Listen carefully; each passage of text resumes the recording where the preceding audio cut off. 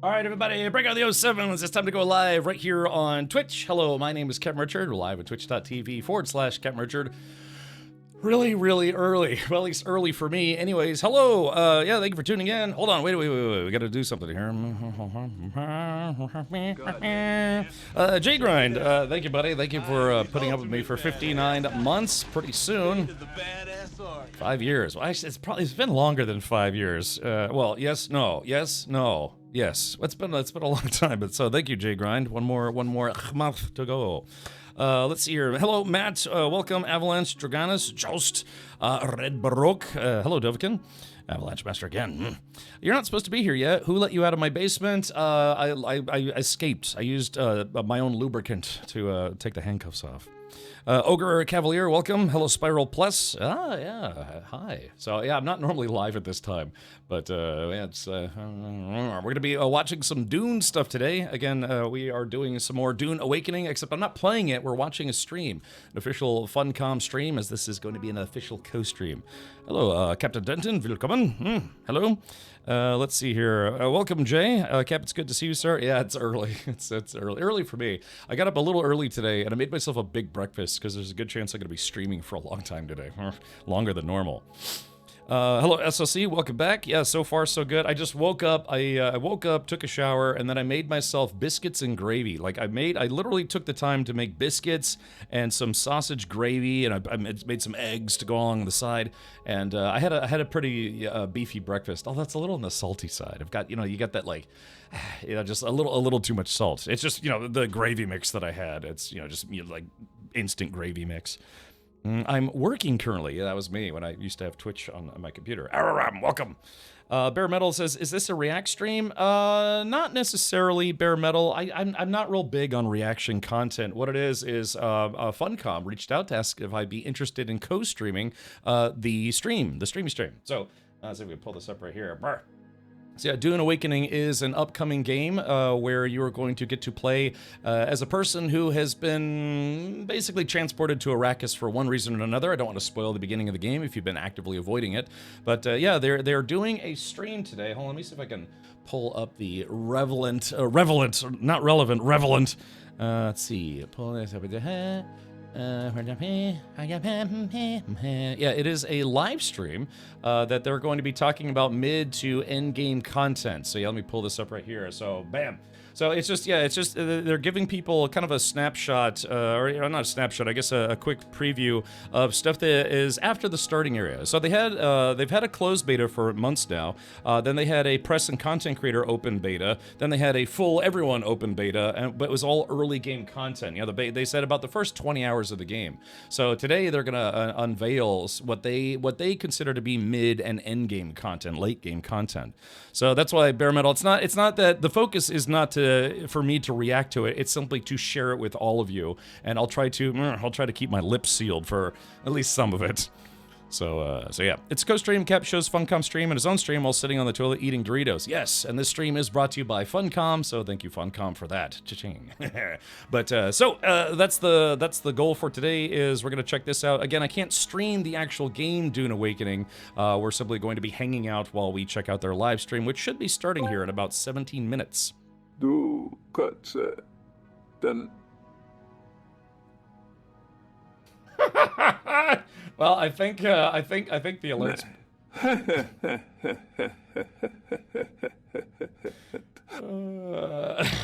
Congratulations, Droganis. You broke Tangia.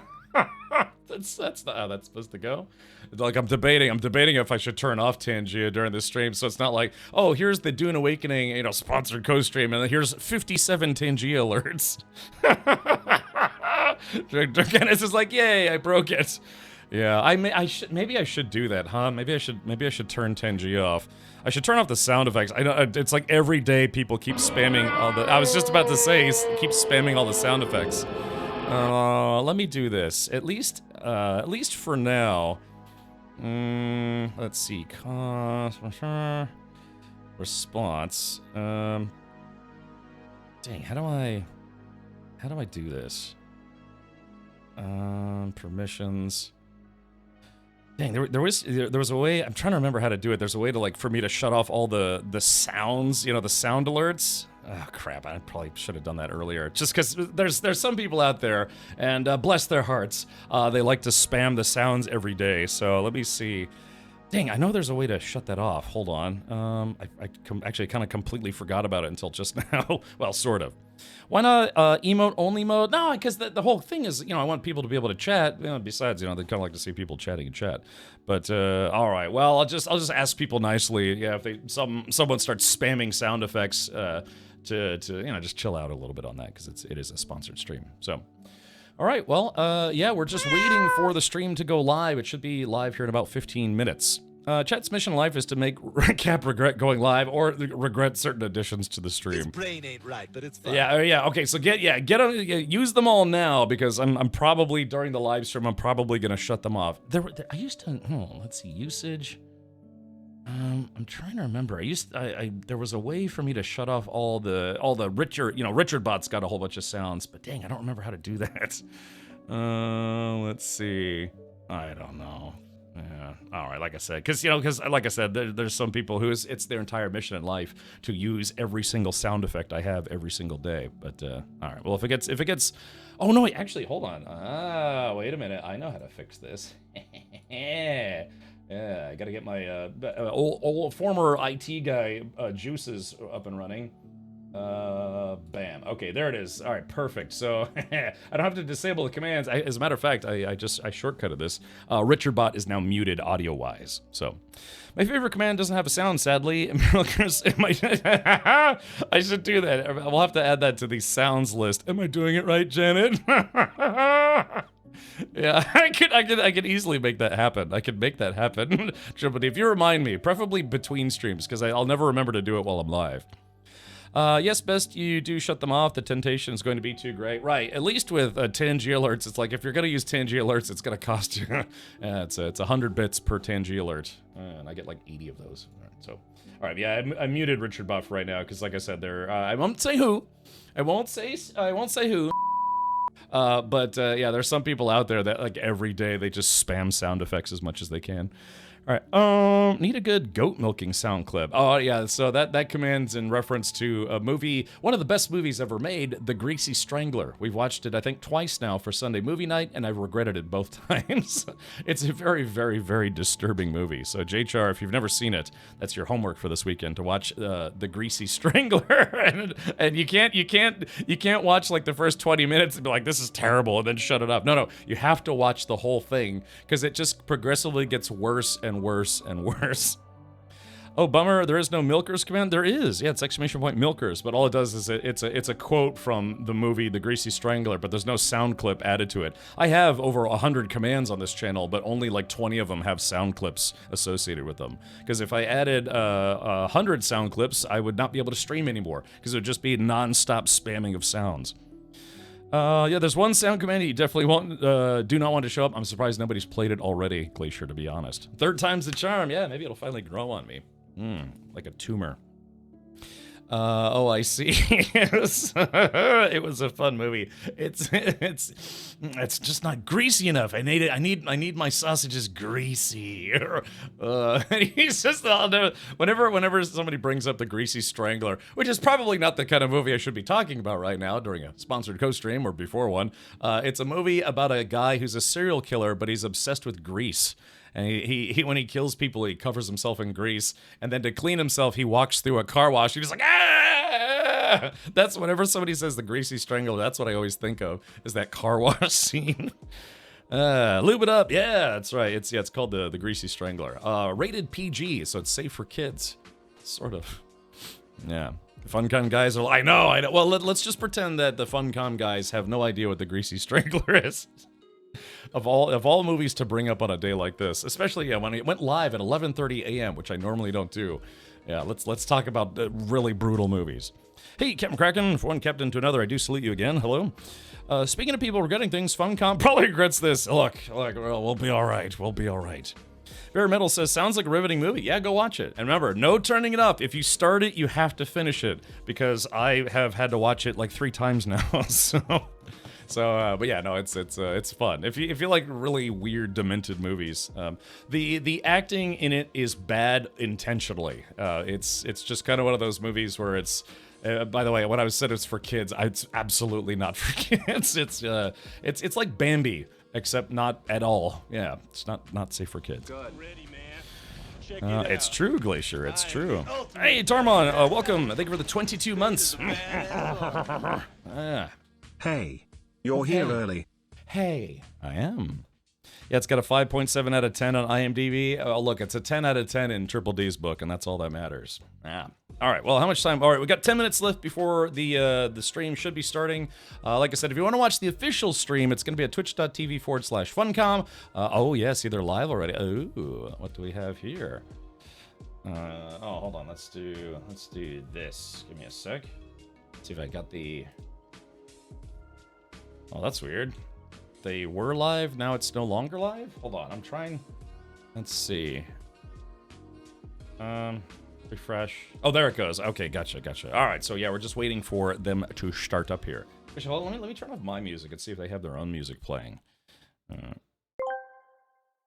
they do. Hooty tooty disco. Cutie hooty tooty disco. Cutie hooty tooty disco. Cutie hooty tooty disco. Cutie hooty tooty disco. Disco, it's Cutie hooty tooty disco. All right. Cutie hooty tooty disco. Cutie. Thank you, Droganis. Yeah, it's hooty tooty disco cutie. It's Wednesday, my dudes. I like how it is Wednesday. I like how they got the cadence all wrong. That text-to-speech got the cadence all wrong. All right, let's go ahead and full screen this. Yeah. All right, here it is. So yeah, I got about 9 minutes and 30 seconds to go. It's probably just a countdown. Yes, it is. Yeah, well, better some countdown than not. Let me crank this up a little bit. Let me crank that, Soldier Boy. What? Okay, so yeah, I am planning on streaming the game. For those of you who don't know, the game launches on June 10th. It was slightly delayed just because they had to polish a few rough edges and here and there. But you can start playing it June 10th. However, they do have like a premium edition where it you're includes... supposed to be dumpster diving for ham scraps, you six-piece chicken McNobody. Get out of my seat! Well, duly noted. Anyways, yeah, you can start playing on June 5th if you get one of the premium editions that includes early access, if you will. They will show a polished version of the end game, not representative of launch quality. Asterisks, right? Always an asterisk. Captain Kraken says, "Dune Awakening, man, I'm so freaking excited." Captain Kraken, did you play the beta weekend? Because they had kind of like a beta test run. It seemed to go pretty well. I don't think I ran into any I don't think I had it. Yeah, there it is. I don't think I ran into any server queues or anything like that. Glacier says, by the way, if you did not know, Morphologist is going to be playing streaming Dune Awakening. Many people are going to be playing and streaming Dune Awakening, but most importantly, me. Haha. No. Yeah, I'm sure there's going to be thousands, if not tens of thousands of streamers playing the game because, hey, Dune has been a popular franchise for quite some time now, starting off with the book series, later into video games, and then movies, and then more movies, and they even, well, I don't know if it would count as a TV show, but they had the Sci-Fi Channel mini-series, which was also kind of a retelling of Dune. But yeah, it's probably gonna be very popular once it officially launches. Of course, again, that is kind of a divisive subject where they will people can pay a little extra to get some extra in-game goodies, what have you, but also get 5 days of early access. So the official launch date is June 10th, but depending on which package you get, you can start playing on June 5th at 10 a.m. U.S. Eastern, which is I think something o'clock your time. But yeah, if you want to learn more about where you can wishlist or pre-order Dune, type in !Dune in chat. Yeah. Tried to get in the beta, but then I fell asleep. 10:10 would nap again. Well, there you go. Soggy sheet stain. Biggest thing I had that I remember from beta was having some people running around T-posed. Yeah, I mean, T-posing is in fact, even when I was playing Kingdom Come Deliverance 2 just yesterday, yeah, one of the main NPCs I was talking to was T-posing. Let's see. What is Dune Awakening, and is it related to the movies and or books? Mr. Dave, this is an alternate timeline game. So it's based on the overall theme of Dune, and it takes some influence from the movies as well. But this is an alternate timeline where Paul Atreides, aka Paul Muad'Dib, aka Lisan al-Gaib, was never born.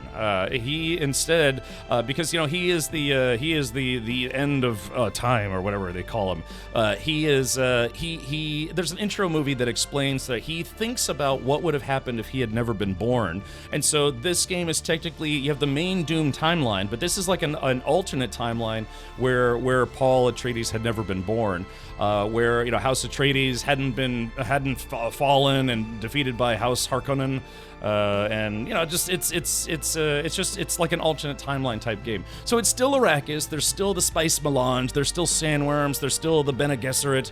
There's still House Atreides, House Harkonnen, maybe other houses as well. And that's the basis. So it's based on the overall story of Dune, but as if Paul Atreides, and it works. I think thematically and story-wise, it works for me because it doesn't have to deviate from the books because it's a complete, or it doesn't matter if it deviates from the books because it's an alternate timeline. So it's like, imagine if you think of all the fun things about Dune, or not fun things, or whatever you want, but then it doesn't have to follow specifically the books because it's technically not the storyline of the books.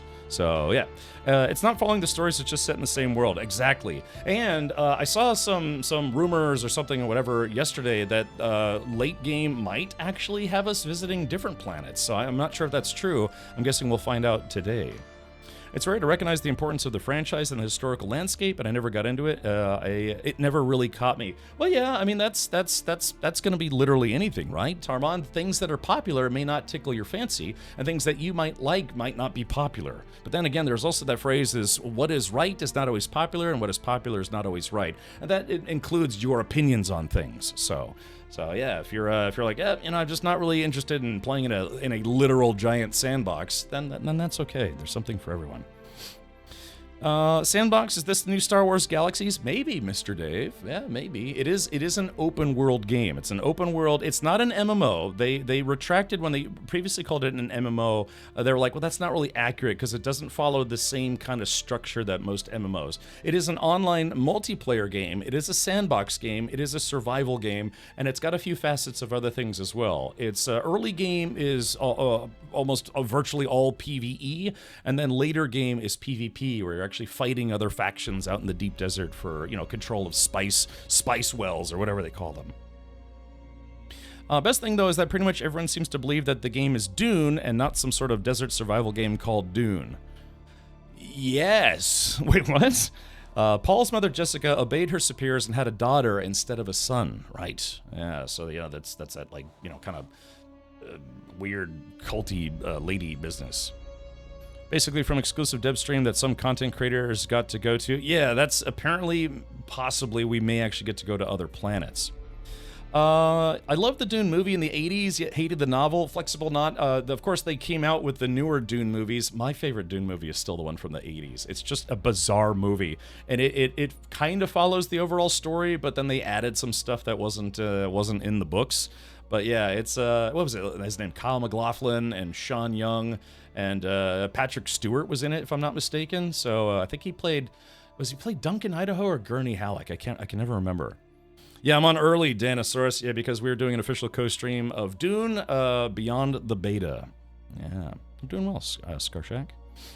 Yeah, so yeah, they added stuff in the 80s movie that was not in the book, specifically like the sonic weapons and things. It's funny too because in the later video game, I think it was Dune 2000, one of the, kind of like one of the granddaddies of the RTS genre, they actually had House Ordos, and House Ordos used sonic weapons kind of like they did in the 80s movies, sort of. Yeah, Sting was mostly nude in it, so where could you go wrong with that? But anyways, hold on, chat. I got to do a quick thing right this moment. Oops. Oh, crap. Why is my system being weird? Hold on. I got to just send a quick tweet. There is that. Okay, copy the link. Sorry, we're going to catch the beginning of the stream here in just a moment. There is that right there. Sorry, I'm sending some tweety business. Let's see. Click on this. Click on this. Click on this. All right, probably got about a minute and a half to go here. I'll try to be quick. Oh, I got some messages here.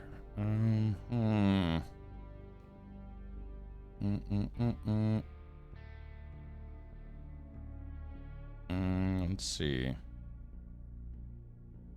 What is this? Okay. Sorry, I just for some reason I had a flurry of messages come my way on Discord. Folks trying to get my attention, but that's okay. All right, so let's see. We got about a minute left to go here. All right, just making sure we're all squared away. Bam. All righty. There was a Dune game made by Sierra in the 90s. Was quite fun for the time. Was that Dune 2000? Because I remember there were some RTS games. I mean, I'm only 21, so I don't remember from when it launched. I just remember hearing about it and playing it years later. House Ordos was created for the Dune strategy game. See, I've seen some debate on that, Cosmoro, that House Ordos was apparently taken from some of the expanded universe Dune stuff.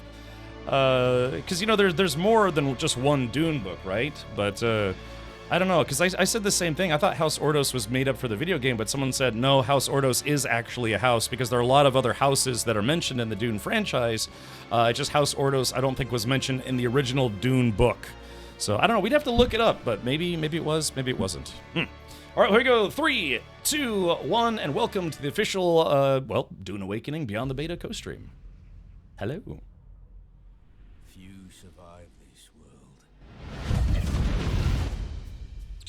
For those who do.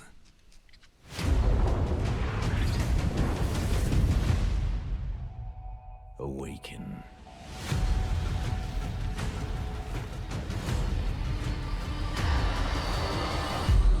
The desert wants you dead, off-worlder. If the sands don't take you, the storms will swallow you whole.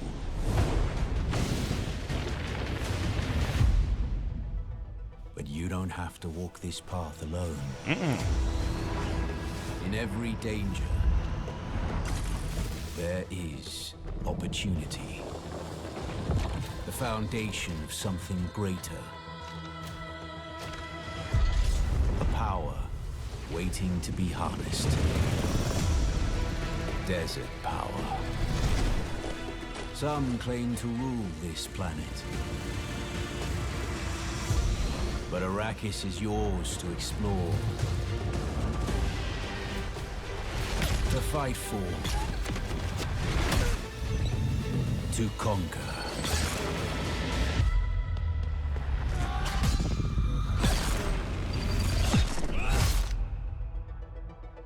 But there are forces beyond even your control.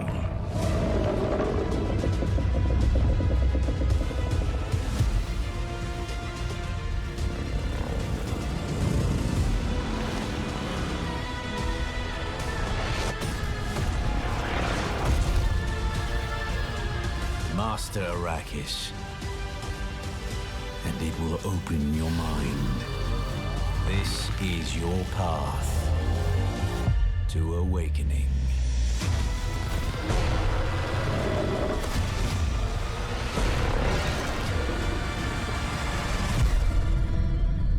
I didn't know there were going to be flamethrowers. Hey, Zabak, welcome.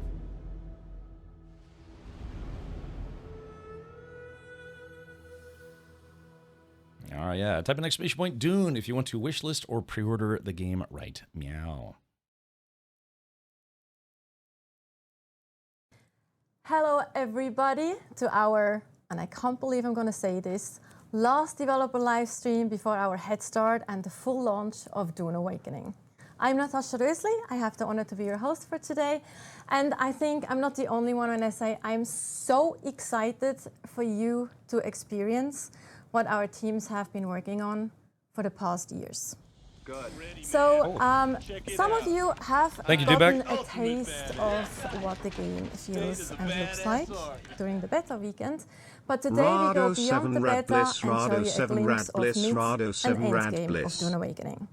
We have first a little segment where we talk beta and combat. We then have live gameplay of Haga Basin and also social hubs. We go into live gameplay of the Deep Desert. And as always, we have a Q&A in the end where we'll be connecting questions from you, from chat, live during the stream. But before we dive into all of that, let's watch a brand new video. It's brand new. World premiere. Summer Game Fest is coming up pretty soon. Looking forward to that. I should be a co-streamer for that as well. Combat in Dune Awakening is the fusion of melee, shields, ranged, abilities, and vehicles. As you progress, your tactical options expand, allowing you to express yourself through different styles of play.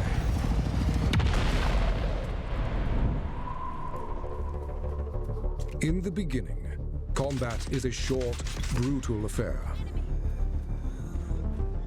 Do everything you can to knock your opponents off balance and open them up for a retaliating strike. Keep an eye on your stamina, or find yourself in trouble. Early abilities change the paradigm. Use the voice to force your enemies to come to you. Shigawire Claw to stagger an enemy. Oh, I didn't know you could stagger enemies with that. Charge into melee range. I actually didn't know you could do that. Ranged weapons like the Mauler pistol allow you to maintain distance and take down enemies from afar. Until a shielded enemy enters the fray. Holtzman shields change the nature of combat. Their kinetic barrier can only be pierced by slow-moving objects. Fast on defense, slow on attack. Swords, daggers, kinjals, and rapiers are effective for dealing with shielded enemies. But without a shield of your own, you will quickly be overwhelmed by enemy fire. But the shields also have a weakness beyond the slow blade. Ranged attacks cannot be fired from inside an active shield, creating a window of opportunity for the others to exploit. Specialized range weapons can counteract shields. The drill shot rifle fires drilling darts that will attach to a shield and slowly pass through. The disruptor fires statically charged darts at variable speeds to overwhelm the power supply of the shield. Abilities can turn the tide of any battle. Swordmasters use their deflection ability to close the distance and bring their crippling strikes to bear on their enemies. Wow. Troopers use their techniques to take to the air and bring death from above. Bene Gesserit stop enemies in their tracks with the power of the voice. Or use their Bindu dash to quickly close the gap. Mentats control the battlefield with their sentinel. Or use the Hunter Seeker for a silent takedown. Oh, I got a Hunter Seeker, nice. Abilities, ranged weapons, shields and melee work in concert to allow mastery. But beyond mastery lies the spice. Oh yeah, Spader. Consume it to awaken. Transcend human limits with new abilities and prescience, seeing what others cannot, the narrow path to victory. Combine these techniques freely to experience sandbox combat. Create unique strategies and bring them to bear against your foes. Always remember, Arrakis takes the weak. Yeah, a lot of weapons I hadn't seen before. Macabia went live about 30 minutes ago. Yeah, we're doing an early stream today because this is an official co-stream of the FunCon Beyond the Beta live stream. It's a lot to process there. Yeah, desert power. What I got giddy about was they had the same, like, almost like Gatling guns from and we are back the Dune RTS. Straight into our first segment, showing you mid-game in the Haga Basin towards endgame as well. But first, let's of course introduce our guests for today. Hello. Here on this side, we did let him out of the doghouse. We have Joel Bailos, aka Chris Knife, our creative director. Joel, you want to introduce yourself quickly? Hi everybody. My name is, I have to admit it, Joel Bailos this time. So, because this is the last live stream, I'm going to admit that my name is Joel. Love it. It's fine. And Joel. yeah, looking forward to talking about everything we're going to talk about today. Yeah. Yes, and on this side we have Scott Jr., our executive producer on the game, new face. Yeah. I wish Alan. I won't be playing the game after this because it's not out yet. It's good to see you both, and good to talk about Dune finally. Very excited. So, Scott, let us do a little bit of a throwback to beta. Sure. Players, as mentioned, have had, let's say, not a small taste, but a taste of the game, the survival aspect of the game. Maybe we can have an infographic where we actually see what the players in the beta were able to experience. Here we have a little infographic. What was the most valuable takeaway from this beta? I think getting the game in so many people's hands so they can understand what we made. When we started working on Dune, we wanted to make more than just a normal survival game. We wanted to make a very Dune game, first and foremost. Dune. And so that's not obvious, right, what we were doing, because we were taking a lot of risks trying to do some new takes on things to make them more Dune than survival. So we have a lot of people finally being able to play the game and understand, what we're trying to do. So that was great. And then seeing the feedback and the reactions and all the social media posts, all the YouTube videos, it's been fantastic. PooTube. My personal takeaways is that we had a couple technical issues that we were able to sort out and get fixed pretty quickly. Some issues with some crashes and freezes that we've already fixed. So I'm really excited to get the game out next week so everybody can see what we've changed. Yep. Anything 100%. you wanted to add? No, for me, it's just a lot of fun to watch people finally playing. Like, someone asked me on Discord like a year ago, like, tell us about the game. They wanted me to describe the game. They weren't in the beta. And I was like, well, it's very hard to describe because it's something unique. Yes, it has some familiar survival stuff, but we've layered it all underneath the Dune IP. And it's really hard to describe how all of those things come together to create something that I feel is kind of unique and interesting, right? And so, I think it was fun for people to really get their hands on it. I mean, we've been talking with the closed beta players for a while, but seeing people in the world having it, streaming it, putting up YouTube videos, talking about what they were experiencing, I think, importantly, people finding out whether they like or dislike the game as well, because I really like people to be able to make an informed choice about what they're buying as well. So, yeah. 100%. I think one thing I can add to this as well is, like, for me, having a little bit more of a bird's eye view of how the developers and the teams were reacting to this, because me too, we have been so close to the game for such a long time, you can't really judge it anymore, like, from a normal, like, gamer perspective. And then seeing all those amazing kind of, obviously there was feedback as well that we kind of needed to address and things. More on that in a second. But it was just so fun to see how everyone kind of was like, no, we have something here. Like, people are enjoying it and they're getting it and they're like having fun playing the game. And that was really great to see from that perspective as well, like just overall. And the moments like people almost getting eaten by the sandworm, right? Those are very tense moments that happen in the game, and just seeing the reactions for people has been fantastic. Exactly. Yeah, there was one thing I really enjoyed was also like watching people coming in. I don't want to say skeptics, but they kind of, as they hit the beats of the game, as they progress through the game, in the beginning they're like, okay, this is this and this is this, and they kind of, and then like they're like, wait, you can combine the suspensor belt and the Shiga-wire claw, and you can, oh wait, you can do these things. Oh, cool! I got and suddenly the game, like, it's opening up more and more, and they're really starting to understand the philosophy of how we approach the development with the sandbox, right? So, I don't know. As I saw people experience, I was just like, oh god, they're seeing it and doing it. It's they great. get it. They have those light bulb moments that we were hoping for, right? Yeah, and they just were growing more positive as they played more, right? And that to me is huge. It's really important. Yeah. And it's, as I mentioned, that are the things that are really great to see from kind of an outside perspective as well. And it was good, it's the first slide was showing this, right? It's just the first 20 hours, so it's just a taste of the game, right? It's just the very beginning of Act 1. We have so much more to show, and which the best parts are here to the come. rest, quite a bit, like a little bit of the stream as well. But going back to the beta weekend, there were, of course, some things that weren't that great, didn't go as planned. One of those moments was, of course, the PvP moment in the broadcast, and when it comes to melee combat specifically. But we have actually worked on this and addressed it. Scott, maybe you can give a bit of context. Yeah, so to that. we were aware of this issue. We've been in closed beta for a year and a half almost now, right? The new combat came in August of last year. Yep. And we've been making tweaks based on feedback and playtests that we've been doing.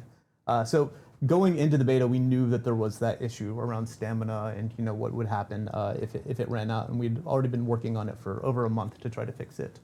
So we patched out a change to it. Do you want to go over the details? Yeah, right, Spader. I mean, the high-level changes it's something like this now, right? So heavy and slow blade have been separated as attacks. So a heavy staggers people now, and then a slow blade finishes them off, or goes into the slow blade attack. So you actually, now holding the button, you'll actually do a heavy attack. All attacks have now got proper stamina costs attached to them. And then in addition, if you're in a place where you're getting into the stun lock situation, you get an ability which is called Second Wind. It just pops on. It starts to restore your stamina bar quickly so you can dodge out of any sort of stun lock in that situation. So yeah, we've been doing balance around stamina costing on everything. We've been doing balance around the way attacks work. I think it's all working pretty well. Scott and I did a fair bit of PvP ourselves. We're pretty bad at on it. the top of a shipwreck. Did you do well? Yeah, I won. Day one, and Joel won day two. Maybe? I think you won day one, but that was because on the second day I slotted the Bene Gesserit technique, the Mentat technique, which allowed me to avoid his voice power. And then he wasn't able to get me anymore. So then it was fun. It's fun to see how approach. how the dynamics work, right? So it was a lot of fun. And yeah, I mean, I think we're still, we put it on the closed beta. We're getting feedback from people and testing. But one thing is important to stress, right? It's a live game, and we're going to continue to patch and update. So we'll be paying a lot of attention to what happens as the game goes live and as people are playing. And, we're here to make the game better. That's our job, so. Yeah, absolutely. That's beautifully said. Thank you. But thank you. Enough just a dry talk. Let's jump into some gameplay. So we actually have an example of group gameplay. I hope word Joel's is just knees not come as with the easy. premium. When you say try examples, They do. It's a bonus offer. Maybe I should. Maybe I would go better. But yes, so we have some group gameplay, mid game actually. Yeah, mid-ish game. We can probably just comment on it as I well. wonder what this we've vehicle seen is. and how it's different from what people have seen in the beta specifically. Sure, you want. Sure, yeah, I can go. So when it's if you portable play to the mining. Vermilius Gap, the journey is still very isolated to yourself, right, and your sand bike, and you have a small base. As you're moving into the next areas, like the Hugget, or this is the Rift, right? You unlock the buggy, and the great thing about the buggy is it allows you to start mining from your vehicle, and the resource requirement as you go further and further into the game is more intense. But the buggy and other systems like that allow you to increase your harvest rate also. I wonder if this is a single-player vehicle or a fantastic two-player part, right? vehicle. Just moving around, going to the different resources, either switching yourself to the turret, or if you have a friend, having the friend man the mining laser, right? And then being able to harvest it is. resources. I guess Yeah, two-person. the buggy's a multi-seat vehicle, right? So when you get to the mid-game, it's good to start crafting that, right? And then you can get out there and you can harvest. It has a huge inventory space as well, compared to like the sand bike or what the players can carry. Our philosophy of design with the game, like I've seen people asking for more inventory space on their character, but our philosophy of design for the game was that you build vehicles and they become your inventory space. You can see how big this is and how much volume it can hold. So the buggy really is like your mining vehicle of choice as you get into the mid-game. And if you're playing with friends, someone's on the turret, someone's in the driver's seat, you can have a friend in the passenger seat as well. You can bring multiple people, but you can also just like do this alone, jump between seats. In the interaction menu, you just select, I want to drive now, I want to sit in the turret seat and mine. But I want to talk a little bit about this location, because we're in this place called the Haga Rift. And as you can see, it's this dark, gloomy, it's basically a geological ditch. And Herbert talked about this in the book. He talked about the Yeah, we didn't see this in early access. And these big ditches, these big chasms that you have on Dune, on Arrakis. And in here, it's like the sunlight doesn't really penetrate to the bottom. And down here, there's been this ongoing war of attrition between the Atreides and the Harkonnen over this shipwreck, which is central to this area. And then as you come up out of the Haga Rift, you come back into these other areas of the map, and it's like, it's a different style and tone to the desert. And I know people have been concerned or at least been worried that like everything's one biome. But as you go down into the rift, you feel it's a very different place. And shout out to our world director Jeff. Like one of his big key points about the world was making sure that we had a lot of verticality. And I think Hagar Rift is like an absolutely perfect example of how you can just keep going down and down through these galleries, and there's bases built up through the entire side of it. It's just this really fun place to be. It's like, make it deeper, make it deeper. Exactly. I remember he mentioned that. And this is where all the lights come into play. So headlights on vehicles, personal lights on players come in. At this point, this is where you start bringing things, and it's fun. And it's so huge because when you fly with an ornithopter too, it's like wide and Don't make me take it away, Avalanche. I will say that right now. I will simply mute it. When you're down, right? You've been in the harsh. Don't make me take it away. I will. Like the bright lights on you the entire time. When you get down there, like music takes over and you drop just so the atmosphere feels almost All right, cool. that's it. Yeah, that's it for now. I think where we're heading. So you can see the wreckage of like the wall. You can see that's a deserter base. Like because of the war of attrition that's been happening here, some of the Atreides and Harkonnen have deserted, and they've set up little camps around here, and they create like they're obviously hazardous. But now we're coming to a base that we created for this. And this is Like just hop right out? Atreides base building set. Yeah. And this kind of, I think this is this is a great example of what you can do outside of the square blocks that everybody was seeing in beta because they only had access to the first. What are the numbers on the doors mean? And what's Does that important mean as how you many get into people have mid-game, access to it? You start or? building up your infrastructure, and that's just as important as your equipment or your vehicles. So even if you lose a vehicle, right, like you make your buggy and you get unlucky enough to get eaten by a sandworm, like the infrastructure will allow you to get back on your feet way quicker than that first. Can we stop for a second and show a pro tip here? I really want to pro tip something. I want to see can Joel's someone go pro and use tip. a chest? Yes. Oh, you want to mention my favorite thing? So if you go to the wait, is that a chest? Yeah. Okay. Yeah. Go to. So if you're in a chest in the Nice game chest. and you have a vehicle anywhere on your land claim, you can go to the top of the inventory on the left there where it says backpack. It says backpack on the left-hand side, whoever's driving. Up there. And click the drop down, and you can select the vehicle storage. This is a massive quality of life for getting things in and out of your vehicles. Yes. Because we know it's a little bit hidden. It's not access the level, easiest thing okay. to find. But once you know about this, it ups your quality of life in the game immensely because you can just drive in with a buggy full of stuff, go into your base, click any chest, click on the storage drop down, and start taking things out of the back of that vehicle. It's something that the beta tester suggested, isn't it? Like directly? Yes. Yeah. This was something people were asking for during the closed beta, and we implemented it. Yeah. Another thing that I mentioned before, which is such a small quality of life thing, but we have that too, is you don't have to empty your chest before you can move them. Oh, exactly. This is like that's just a complete mind-blowing quality of life change to me. That's like That's so great. Nice. Yeah. So the game works. I wish every game would do that. In the beginning, you need a sand bike to get off walking around, right? Then you move to the phase where you want a buggy to help you to harvest and gather resources. And then you move to the phase where you want to start building your first ornithopter. So we have an example of this here. And the vehicle building in the game is very cooperative, right? You can see that these different, we're now adding permissions to allow people to help us to work on this ornithopter. So these guys are all in a group. And so people can cooperatively build. And of course, I think this is the medium, the assault ornithopter, as we call it. So it's the medium tier.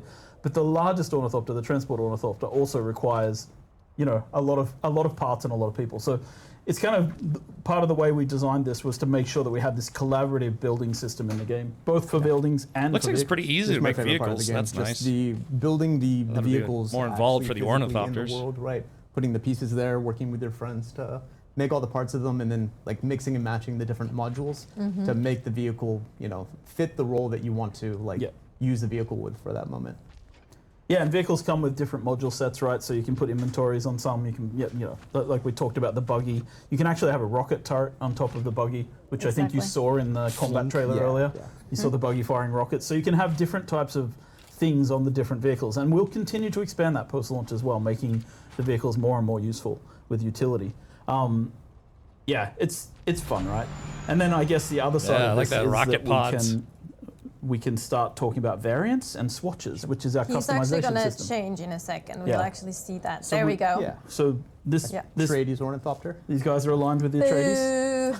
So here we just switched out the Atreides. And a variant, just to put the distinction in place, a swatch Ooh, allows they you had to one that change had the colour orange and sets, purple. But a variant allows you to change the physical visual. The actual so this model, is the yeah. this is the shape of the Atreides. It's got the hawk-like lines. It's got the Sounds like a sharp plan, angles. Spader. Now I'm hungry. And the Harkonnen have more of an insectile kind of feel to them. Yeah. And so yeah, this is and you earn these variants in this case by leveling up in the factions, which is a part of the mid game. We aren't really showing a ton of that today, but as you join a faction, go through their quest lines, you earn access to these kind of variants and things like that, and then you're able to use the Atreides colors and swatches and variants. Yeah. I'm both on curious as to what the vehicles and flight your model armor, is going to right? feel Yes, like. vehicles, armors. You can represent with your Harkonnen clothes running in the deep desert, Yes. perhaps. And that's interesting you and pronounce that's this it's important to Harkonnen. note that like a lot of our philosophy around this was as well like you create. So let's say you create a tier 4, like a mid-tier armor set, and it's like a scout armor. You can variant swap that to look like any Just other get a swatter. scout armor in the game. You can't turn it into a heavy armor or a combat armor because we want people to understand in PvP what they're fighting. But you can change it into any other visual of a scout armor. And it's the same with social clothing, it's the same with, obviously combat armor, and it's the same with still suits, which I mentioned, which are kind of our 4 major armor types in the game. And as you mentioned, oh sorry. No, I And was that's just going to say social medium, social scout, combat, and still suits. Yeah.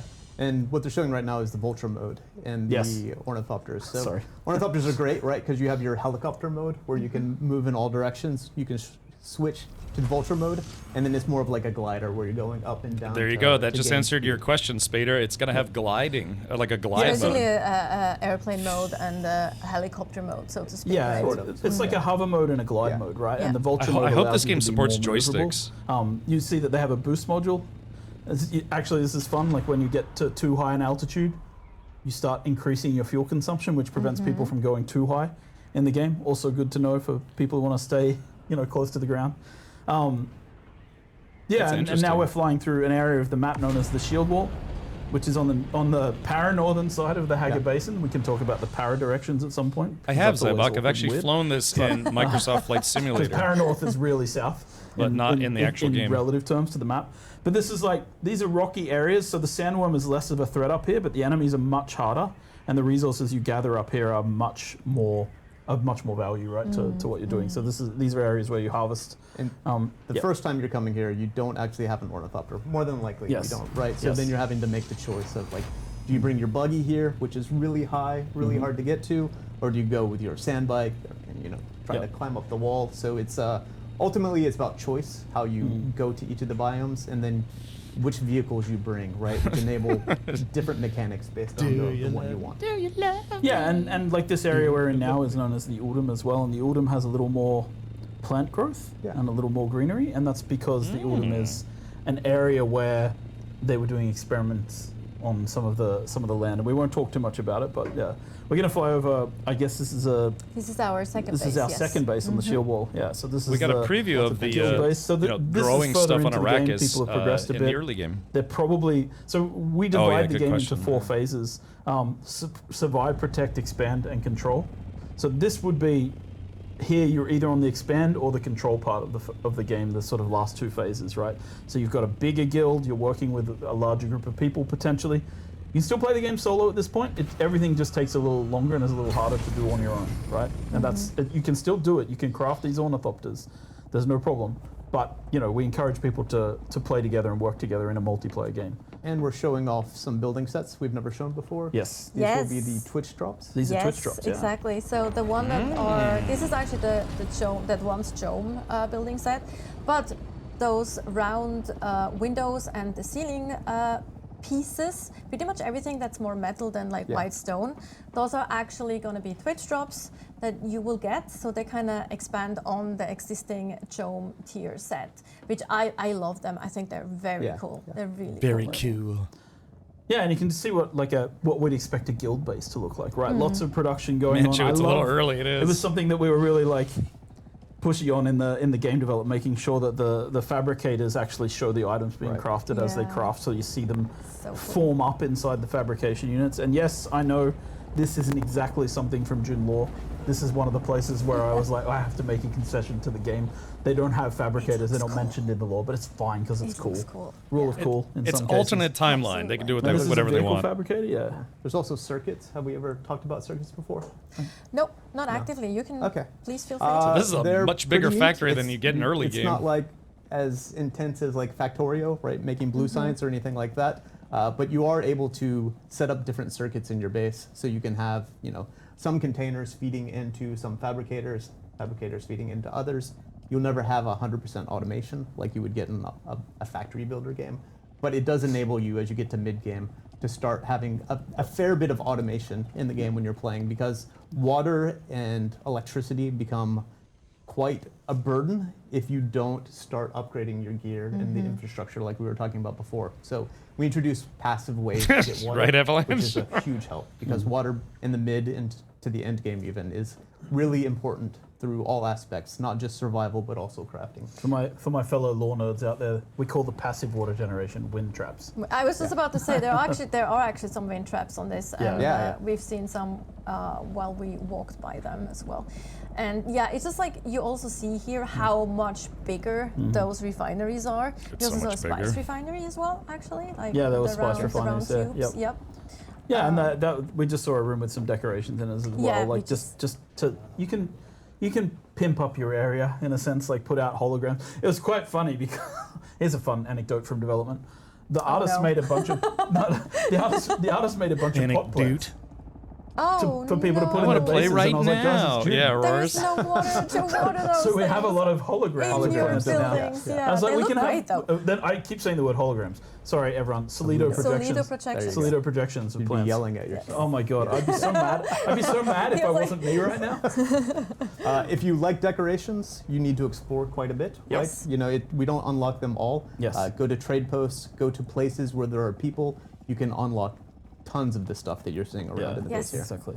You have to work a little bit for it. You'd have to work a though. little bit Yes. for it. Yeah. Like explore, find. Like the privacy wall, that's not really a privacy wall. And obviously these doors, the pentashield doors. Ah, and it's things all right, as Avalanche. Well, like A little once you reach a certain self-deprecation is stage, all right. You can put shielded doors out, so you don't have to have doors that open and close. Exactly. And that's really useful for when you have flying vehicles. You want to land in hangars. You don't have to wait for a door to open. Some of the cool stuff I've seen in beta is they will make a huge base. I was about to say she's in the sun, so she should start So overheating, and they'll she open is. up the middle of it and then set the permissions on the pinto shields so that you can actually drive Public, through it. So yes. you can't go into their base, but you can still go through the middle of their Yes. base, which is nice. It's nice. Yeah, I agree. Good guy players. Good guy players, yeah. Yeah. So I think we're actually gonna go up to the roof now and build a transport ornithopter. nice. Great. Which No. not No. yet. Okay, not yet. No, we're not. Excuse me. No, we're not. We're wrong. We're gonna run Excuse around the me. base a little Not bit more. wrong. We're Yeah, still Oh. doing other things. That's an. Yeah. Okay. But few ornithopters. What hovering we'd around. like to do is, because we're actually going to go to a social hub later on, and we'd like to throw that to, unfortunately we can do only Twitch, so I'm sorry YouTube, we love you over there too. It's just our bot is being a bit difficult. So we'd like to do a poll, throw that to Twitch chat only for today. Which of the social hubs you'd like to see? We have 2 available in the game right now. I'd like to see any of them, One because is the first arcade, social hub you the go other one to is in the game is hardcore, really small. And you can choose which of those you'd like to see today. Look at that. Can you imagine? So Yeah, we give Jay you, Grind, like, can you a few imagine a whole minutes bunch of to us just like vote da on da that da da while, da da da da Rockstars and Wizards da behind the scenes are preparing that poll for you. Or so we have It's like not on 40 already. people in our group and there's no one And, left to PvP or whatever. One or of the something, cool I don't know. things that they were just showing there is the vehicle backup tool. Yes. I don't know if we've talked about that on stream too much. I've used but the vehicle backup tool. It's once actually you really build useful. a sand bike or a light ornithopter, you can actually build a tool to hide it, or like, what's the lore reason, Joel? Let's go with the Ritchie's perfected miniaturization technology, sure. and the player is able to miniaturize their vehicle, and it only works for vehicles that have nothing in their inventory. Correct. Yeah. And 2 types of vehicle: the sand bike and Yes. the light scout ornithopter. Yes. Yeah. Oh, we're flying past. Highly recommend always using it, right? When Yes. you're going to a location, Yes. land. Oh store wow, your that looks like vehicle. an actual city. Don't let it get destroyed by a sandstorm. I learned that the hard way myself too, so I will never do that mistake ever again. I see. We've gone with spoiler Ooh. territory here, and we're flying over That's the right, giant Spader, power that's the station plan. in Satariel. Don't look. I don't want to talk too much about it, but we'll let people figure that out in the game. It looks cool. It is my favorite looking. Code Dude, the It's Kwisatz Haderach absolutely doesn't exist in this The timeline. story involved in it is So really cool. please look forward to it. More or less. And there we have someone doing their vulture roll, which is very nice. I like the Can you wind hit your sounds. scanner as well, whoever's flying. I'm not sure to do that. Oh, Yeah, yeah, so okay. like that's vehicles obviously get like players got hand scanners probably in the beta, but now you're up to the stage where you actually have a scanner and you're scanning entire like islands by pumping sea. So wonder the if you can do idea is strafing that, runs on again, the as you worms. progress, everything just takes a step up in how quickly you can do things. We wanted the game to feel, well, you've put in the effort to get this vehicle. We're going to give you the convenience of being able to scan an entire Yep, Twitch, I'm island, doing very a quickly, sponsored right? co-stream This is a trade of post. Beyond the Beta, Dune This is Awakening. the Crossroads trade post. Scratch that, reverse it. Look at the pole. It's super tight. I love that. Like right now, Arcane is slightly winning. So let's go, Harco Harkonnen. Village is cooler. I agree. I agree, though. Well, both. We're going to see some footage from Harko Both no matter are what we do. super cool, that's though. See that being Both able are to super store the cool, but entire I vehicle? do like. Yeah, it's just because you're an evil person and I you am. like Harkonnens. I am just like Something evil about for life. Probably Jay Grind. You know the fun part is I always try to go evil in like games where you have a choice and then I end up course. good anyway. Yeah, like, because bad you for can't the- bring yourself to do Feel it. bad for No, those characters, So- I right? was just, Yeah. So these are the pilots. They were disabled in the beta. You may have met one at the first trade post if you were playing. And we're going to Arcane, by the way. We're going to Arcane Arcane? Yes. All right. Okay, It's fine. so we're going to go and visit Arcane. All right, that's cool. The pilot only takes cash. So you can't have credit. You have to have cash. So we're heading to Arcane. She doesn't use it on sunscreen, that's for sure, because she was really sunburned. Like, so let's just get that out there. Yes. But yeah, you need to have the cash on you as Yeah. well. One of the features in the game that we haven't really spoken about too much. I mean, well, we have a bit. We've spoken, but I don't think people picked it up in the beta. Oh, here we are. Well, I'll let us arrive because this is cool. This is Arcane. All right, Chad, I just started a poll. Which house are you planning on so joining? House one of the features Atreides, we have House in the game is the Harkonnen, or staying community independent as much system. as you can? And when a player Yeah, opens the poll is their- at the top of their chat right community, now. they Feel can free to choose vote. radio I'm curious stations to listen see to in which the game. factions you A la are like planning a on Fallout joining, game or which faction. or a GTA game. And this guy, Finno Gary, he runs this trash shop, but he actually has a show on the Atreides radio. And if you listen to the show, it's his daughter talking about their adventures on how they got all this salvage that shows up. So it's kind of fun to just like narratively listen. You know, we tried to connect everything in the world. This is again, I want to make this point because I feel like I see it sometimes online, and it's a little, let's say, disheartening. People, we were advertising the game and saying the word MMO, and then people were like, oh, they took all that off, and we took it off because we do feel like this is a huge world completely worth exploring with lots of other people. But it's not an MMORPG, and people were getting confused by that. Yeah. So we took it down. But I think it's clear when you look at places like our social hubs, our exchange system, our banking system, that we have a lot of elements from those style of games here, right? So yeah, we're looking at the exchange right now. Players can post things on the exchange, and this is the banker. Would you like to dip One of the great things here is you can actually store items and credits, right? So say you're going to take a long vacation, you're worried about your base getting destroyed for some reason, you can actually fly to Arcane and dump a bunch of stuff in here. I was actually thinking is like one of the great things here is his mustache. Yeah, Glacier, I don't know if we're going to get to become Fremen or not. I mean, I genuinely don't know. we've all seen the, yeah. Fantastic mustache. You also pay taxes here. Yes. Like, because Yeah. you need to, like, for the bigger Gotta keep your sub shields fees, you up. actually need to make sure you have your taxes paid to the And this is where you pay. This is the Emperor? imperial consulate, as we call it. This is where you go to pay your taxes. to the Woo-wee. House Imperium. Atreides took 70% of the so votes. the first sub-fief console that That's you a lot. place on Arrakis, the basic one that you place in the starting smugglers. area, Okay, Jay Grind. you don't have any taxes to pay on that. But once you get a bit further into the game, and you start building bigger bases, you pay taxes. Once you start expanding that land claim, which you do through these land claim extenders, you start paying more tax. So the idea is that the larger guilds who have more members, who are more capable of achieving things in the game, they have a higher tax rate because they're building out larger spaces. And that, that's our way of making it fair for people who only play solo as well. Like, so they don't have as much tax to pay. Yeah, that's why The other Fremen are important supposed to thing be about the wiped out. cities is that's where you really in this progress timeline. through the faction storylines, right? So here's where you're going to come and officially Fremen, join the more like Atreides or dead join men. the Harkonnens and start vying for the land's red system and getting involved in the politics of the entire world.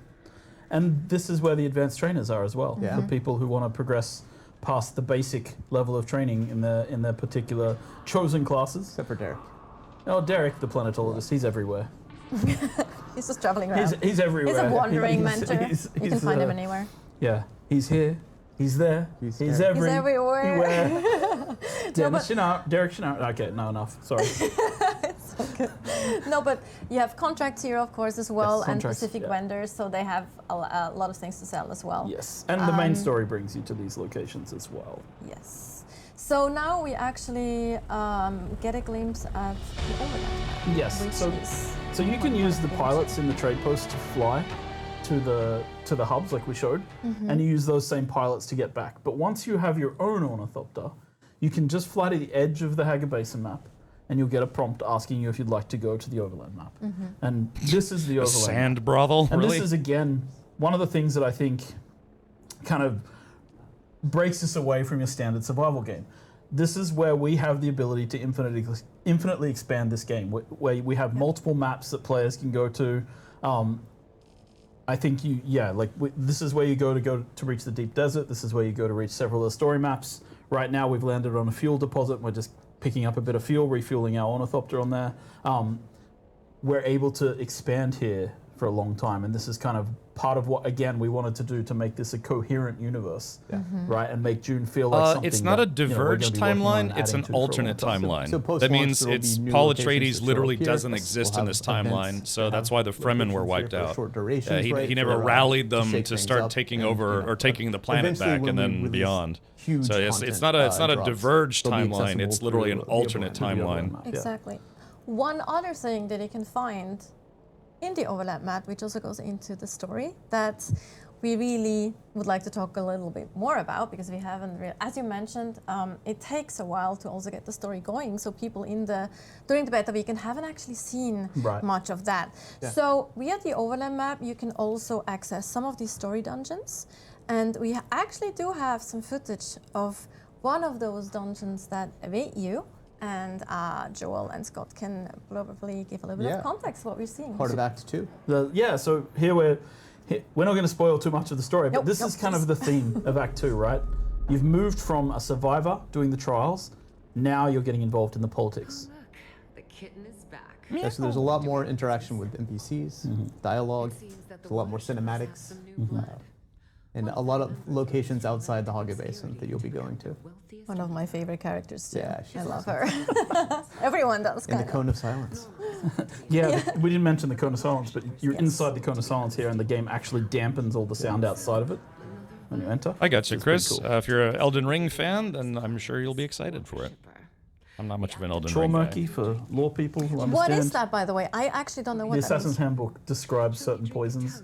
Traumurky is poison in the drink. That's actually something I didn't know. I was Salmiakki? wondering about that earlier. Like, I didn't know what that term is. So you see we have a dialogue system in the game where you can make choices based on several of the things that you've done in the game as well. Your background at the start has some payoff here. This water shipper is wealthy. Again, it's not like, we're not making an Obsidian RPG with all of the choices that something like that has, but we're doing a level of this that's above and beyond what most survival games do, I think. And you will be interacting with some Dune characters that people Well, look are at her familiar last with. name. Yeah, Dune yeah. fans probably recognize already that last name. Yep. All right, so we're skipping ahead here. We've jumped to the part of the mission where you're heading towards the Water Shipper's Mansion, which is in the Imperial Basin just outside of Arakeen. The player is being sent there to assassinate and poison this water shipper on behalf of Alara Tuek. And so we come to this new level on the overland. Hawk Tuek? Yeah.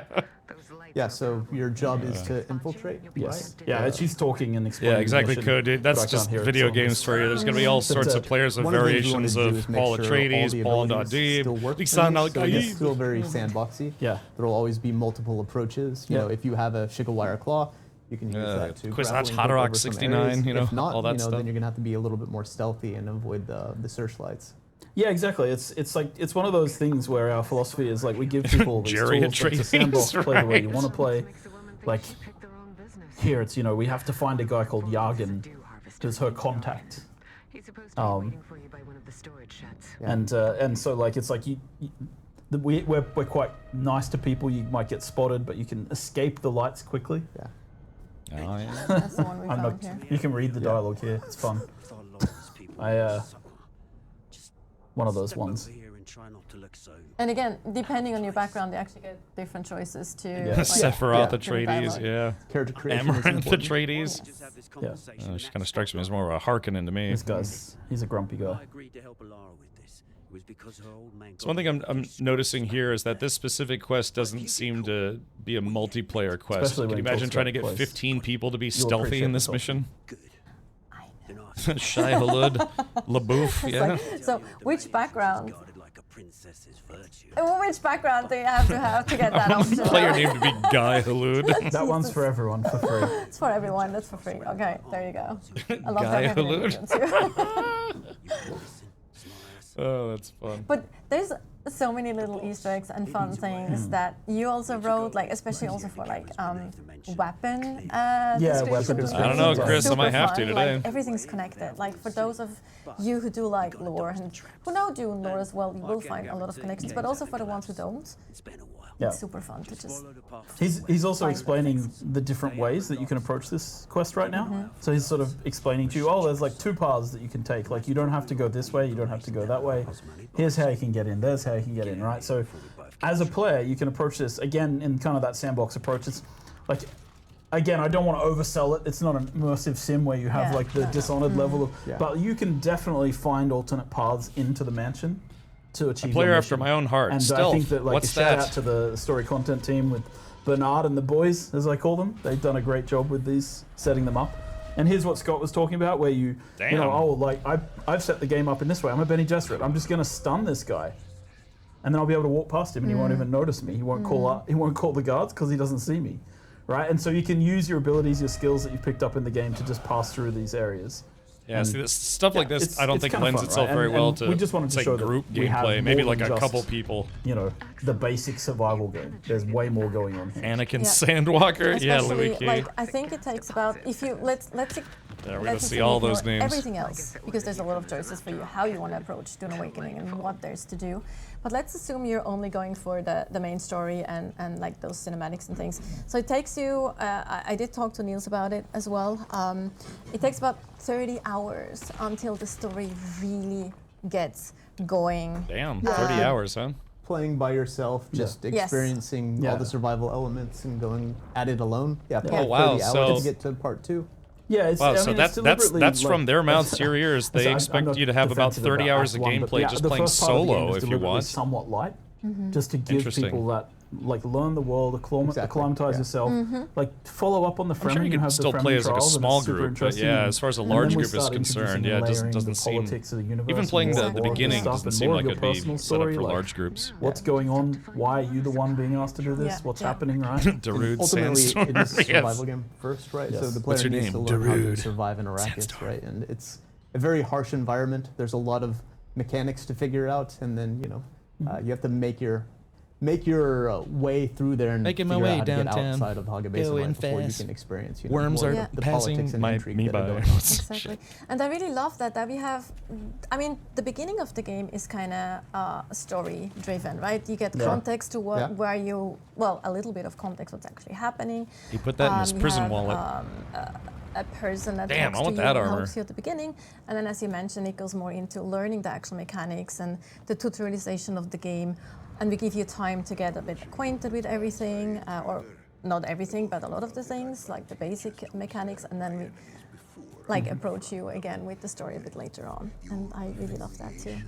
I love this guy, but we're cutting now because we're not going to spoil too much of what's No, going on. Yeah, exactly. So obviously we don't want to show too much. Is more to this dungeon. What we're going to do now, though, is we're actually going to watch another video that's going to lead us into our next segment. So enjoy. Cool. Enjoy. Intense.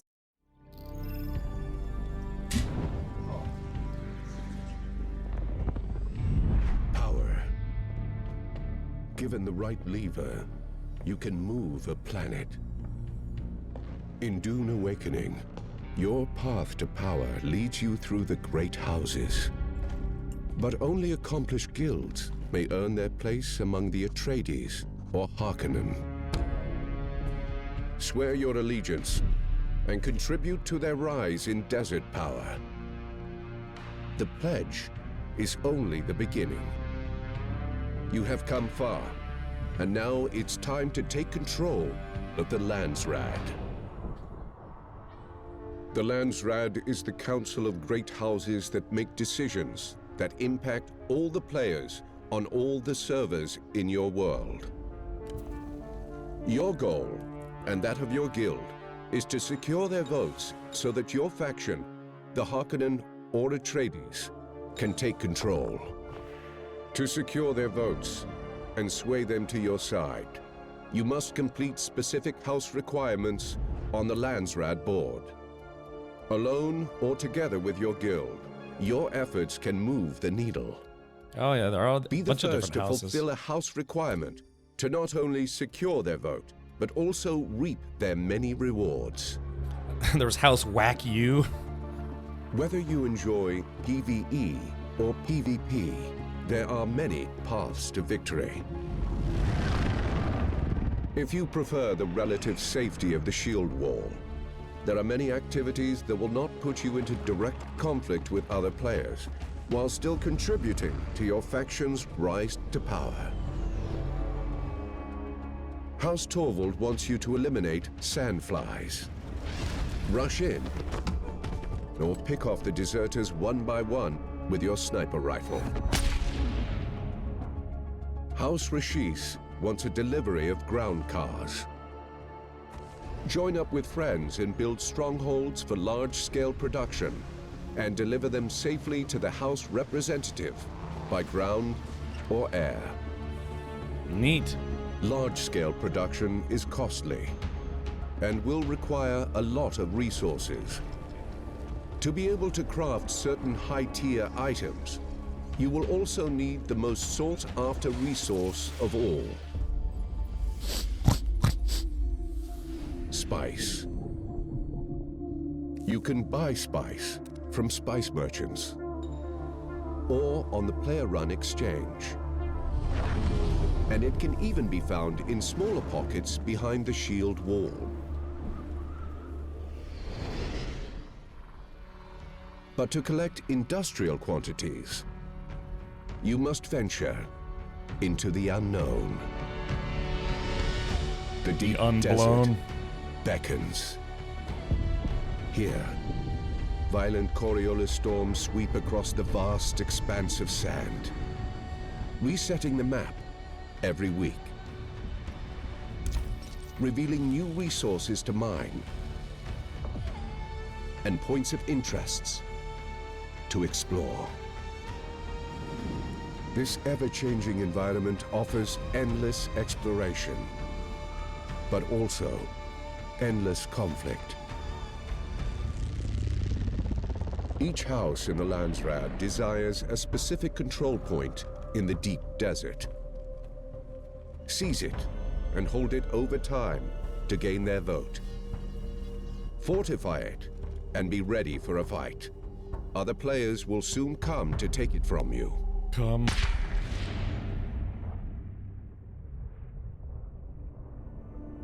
The deep desert is also home to frequent spice blows, offering large quantities of the precious melange. Melange. You need a lot of spice. Once you've located a spice blow, move your harvesters in place to collect.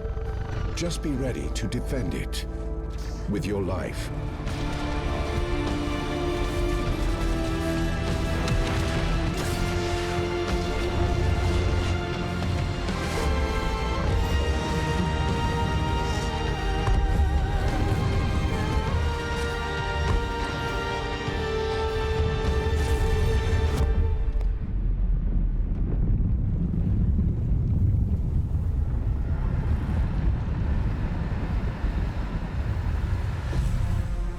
After a week of politics, manufacturing, and conflict, one side emerges victoriously. The Harkonnen have seized the Landsraad, and the leaders of the player guilds who contributed to their victory all get to vote for a decree that will impact everyone on a server belonging to that world. They choose to unlock exclusive weapon imports rights. By decree of the Landsraad Council, under the seal of His Imperial Majesty, a trade consortium has been authorized to visit Arrakis, providing Harkonnen players with exclusive access to a unique weapons vendor. Spicy. In Harko Village.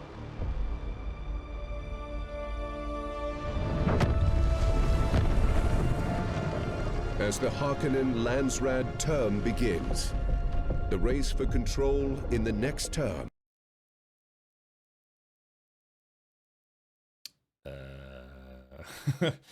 Okay, that's not me. I think. Oh, I think they just had a technical oopsie. Welcome back. No technical problems at all. It's all it fine. never fails, No one right? would have noticed if you didn't say anything, Scott. Sorry. That's my job. Pretty sure I couldn't hear it, but I'm pretty sure it cut off mid-VO. It probably did. Yes, I couldn't hear it either. Oops. But the video is going to be available after the stream anyway, so you can watch it in all its glory. Landsraad. Talking about Landsraad, so let's go to the next segment. Endgame and Landsraad. So we know people have, of course, expectations of what the Endgame and Landsraad, and especially Deep Desert, looks like, and what it's for. Yeah, the server and how crashed. people use the Deep Desert and how it works.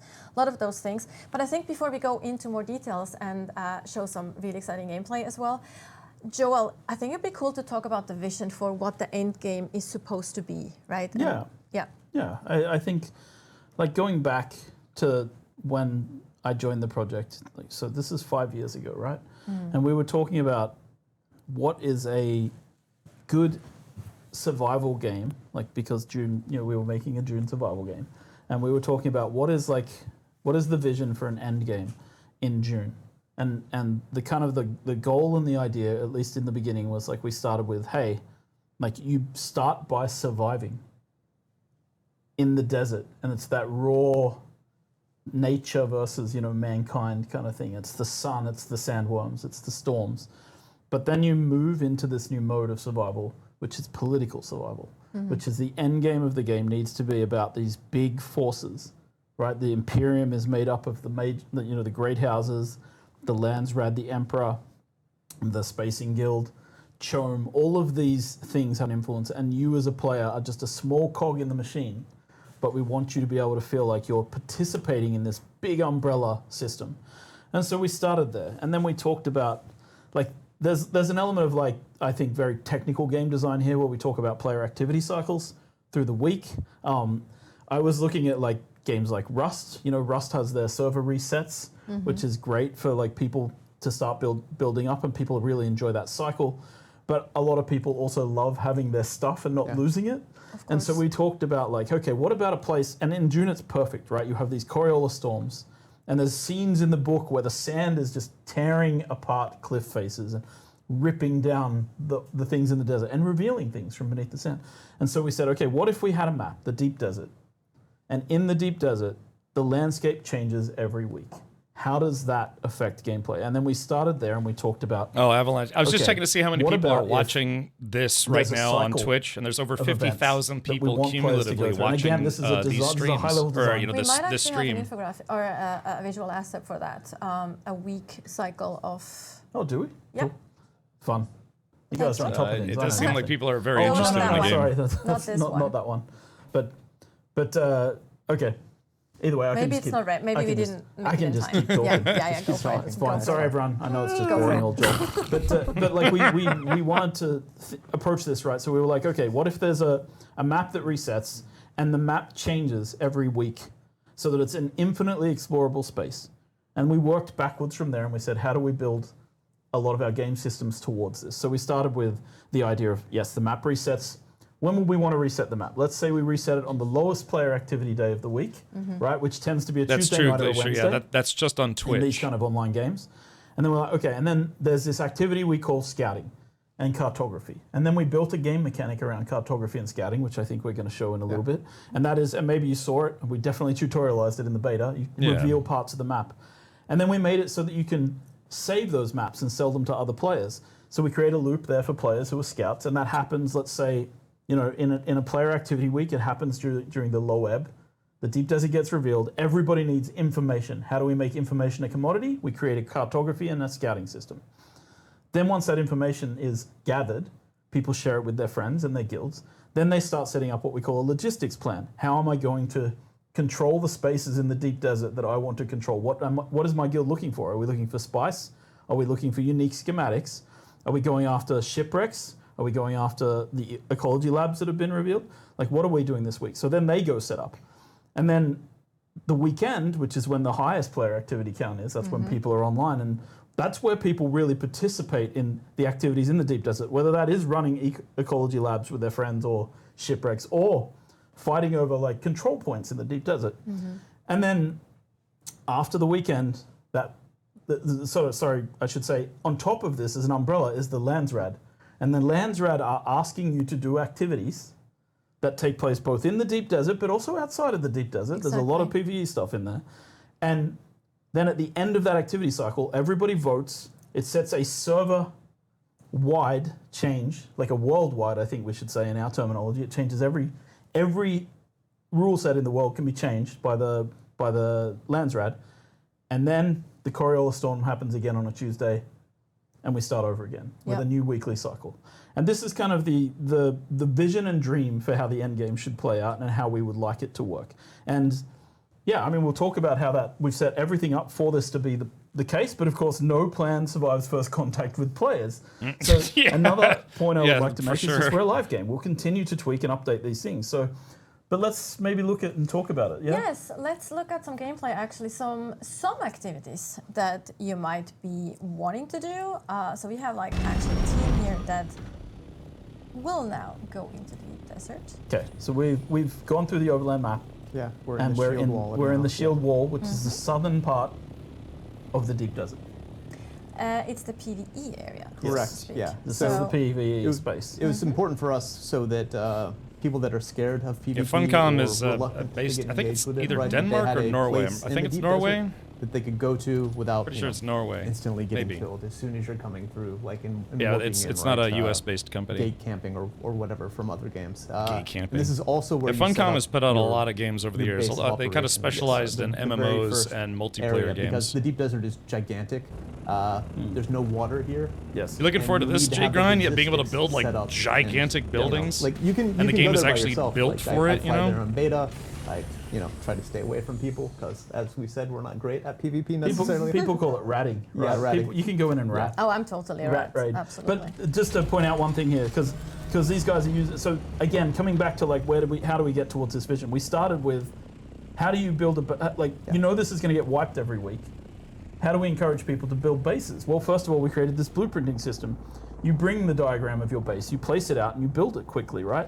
This is very fast. It doesn't take very long when you're with a few friends. You get a base put down, you build it up quickly. This is part of the logistics cycle of the deep desert. And you can either bring you just you place the blueprint, and from there you just need the resources to build it again. Or you can harvest there's quite a bit of resources in the shield wall. So you can set this up. So this is what's happening. I mean, We're building a forwarding they'll have base. this done in 10 minutes. I was going to say that this is obviously a forwarding base because it is kind of very boxy again compared to like the actual home bases that we saw earlier.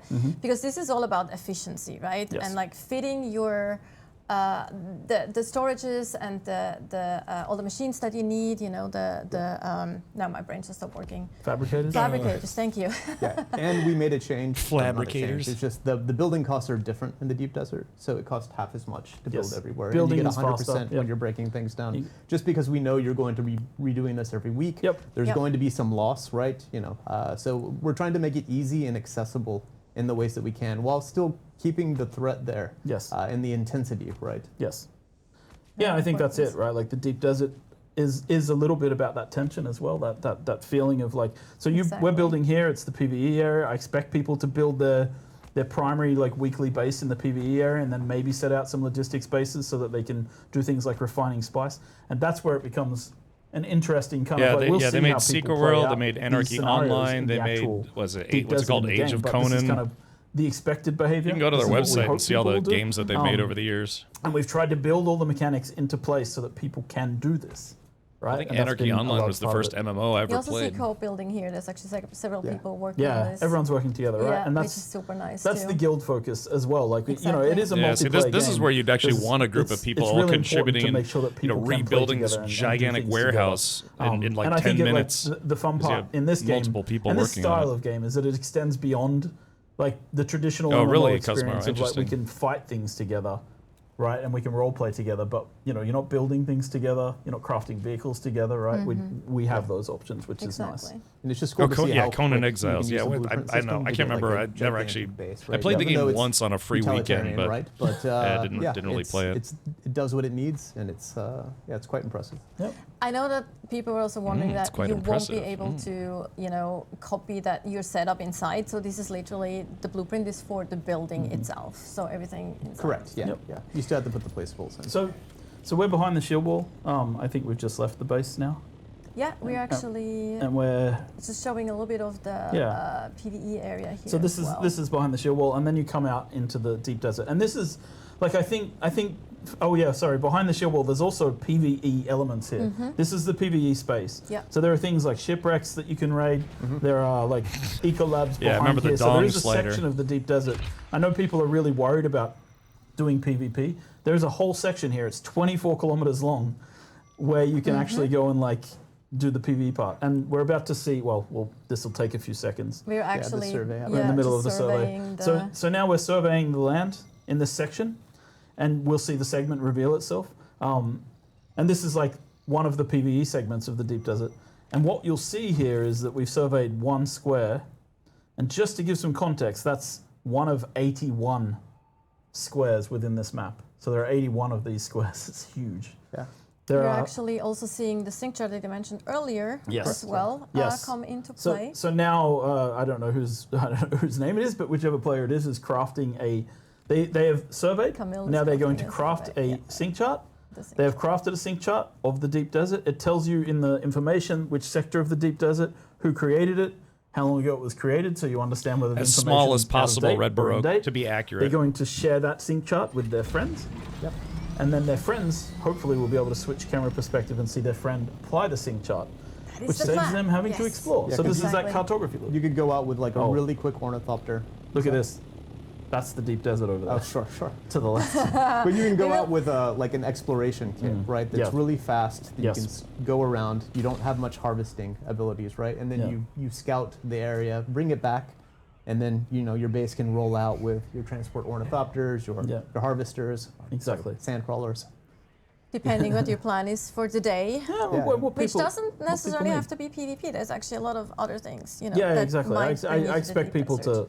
in guilds to be figuring things out and how they're going to work together to do these things. But there's roles here, right? Like again, we tried to really build this game with different roles for different people within guilds. Exactly. So the idea is, maybe I'm just the scout, and that's what I do because I hate, going into fights. But I go out, I bring back the information. Then people who like building bases are planning like what our logistics are going to be and what we're going to be doing this week in the deep desert. What do we need to harvest? What do we need for our crafting? Are there uniques that we're looking for? Are there specific uniques? I think one of the really important points about the deep desert is that like the unique schematics, the imperial permits, which maybe people saw, the purple ones, they're on a limited loot setup. So you don't get the same ones every week, and the layouts of the deep desert change. Here we see the trading system. The sync chart's been traded. And those schematics you can only make a certain amount of times. Yeah. And now we're going to consume the sync chart, and then we're going to open our map and see that the sector has been cleared, the same sector that was sync charted. So this is kind of cool. You can create copies of this and pass it off to your guild. You can create copies and sell them on the exchange. Now they're just to other showing players off, as yeah. well. Yes, and while now they're actually the building a transport transport ornithopter, we can actually quickly talk about the Curious Storm in combination with the map, because we actually have a visual asset here that shows how they can look like on Yeah, the so map. we can talk about the rotation. So this is like, so let's see that we're going to see 3 weeks of Coriolis Storm changes to the map. So this is week 1. And then we move to, and you can see that there's like one eco lab, a shipwreck, and a cave there, right? And a small base, and some spice blowers that have been marked. And then to the next week, the layout has changed. Where Same things tile. are is different. There's a control point now in the bottom left. There's an eco lab in a different place, and a shipwreck that's been uncovered. And there will be different loot and different Different schematics loot that you in all get. of them. And then we go one more week again. And now you can see that this is a bit larger. There's another control point. It's a different house control point now. Different spaces on the map. A couple of eco labs this time. 4 or 5 caves and the shipwreck. So you can sort of see how this changes and how this loot encourages exploration for people each week. And that's one tile. That's one section. One of 81st. One of 81. Yeah. But I will There say we go. this: it's a very big desert with a lot of space. Yes. So there's not all the tiles are that populated each week. So people aren't like. I like oh, the there's not 15 helicopter eco labs sound in of the every square, right? ornithopters. Like Yes. it's a. more big, I grew up on barren army place. bases, so and that's- this is also you like hear it important almost every because day. if we want people to fight over things, we actually need to draw them to the same places to fight. I worked at over a naval specific air base and I hear ingredients. fighter jets flying around all the time. So for Alright. the ones who actually do want the PvP, they have a place to go where they Just know get there's used to it. probably a place there as well. Okay, so now we have a transport ornithopter. This is the largest flying vehicle that you can craft in the game. And Good, this dude. may be my favorite let's game try not to mechanic think about that. because the transport Wow. ornithopter can pick things up. And I love it because it can pick Wow. up almost That's anything awesome code, that is a dude. vehicle, Yes. right, in the game. So One of the things you'll see in the mid game is like the buggy is really hard to get to places, right? You'd Even be though like, it my mines lord, what is so much this? more than you What can are they ever doing? possibly mine yourself. Sorry, I'm covering But a lot of it's a the pain UI to stuff get because up on the shield I wall just or there's nowhere you can to put get your it up webcam there. where you're not in the way So a good eventually. tactic with the buggy though is to use it as storage and use the transport Yes. ornithopter to pick Yeah. it up and carry it. Are we going to show an example of carrying? I guess we are. Yes, we Yeah, are, cool. because what Yes. we're actually preparing for here is a spice harvesting mission. Ah, so the team's going out to do some Yes. spice Spice harvesting. must So grow. we're actually gonna.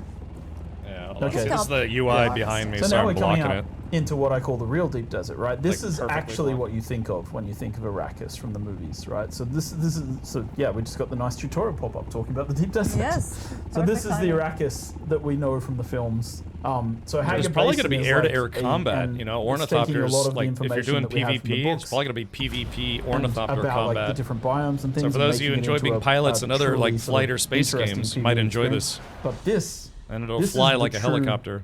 deep desert of Arrakis. This is the place where Yes, people are Spader. scared Yeah, to go. This is that's where how the I grew Fremen up, live. man. We're passing outside the shield Military wall now. choppers all the time. This is That's what where my father the was. War He of was a Assassins and the military PvP is helicopter allowed to pilot. happen. Spice blow.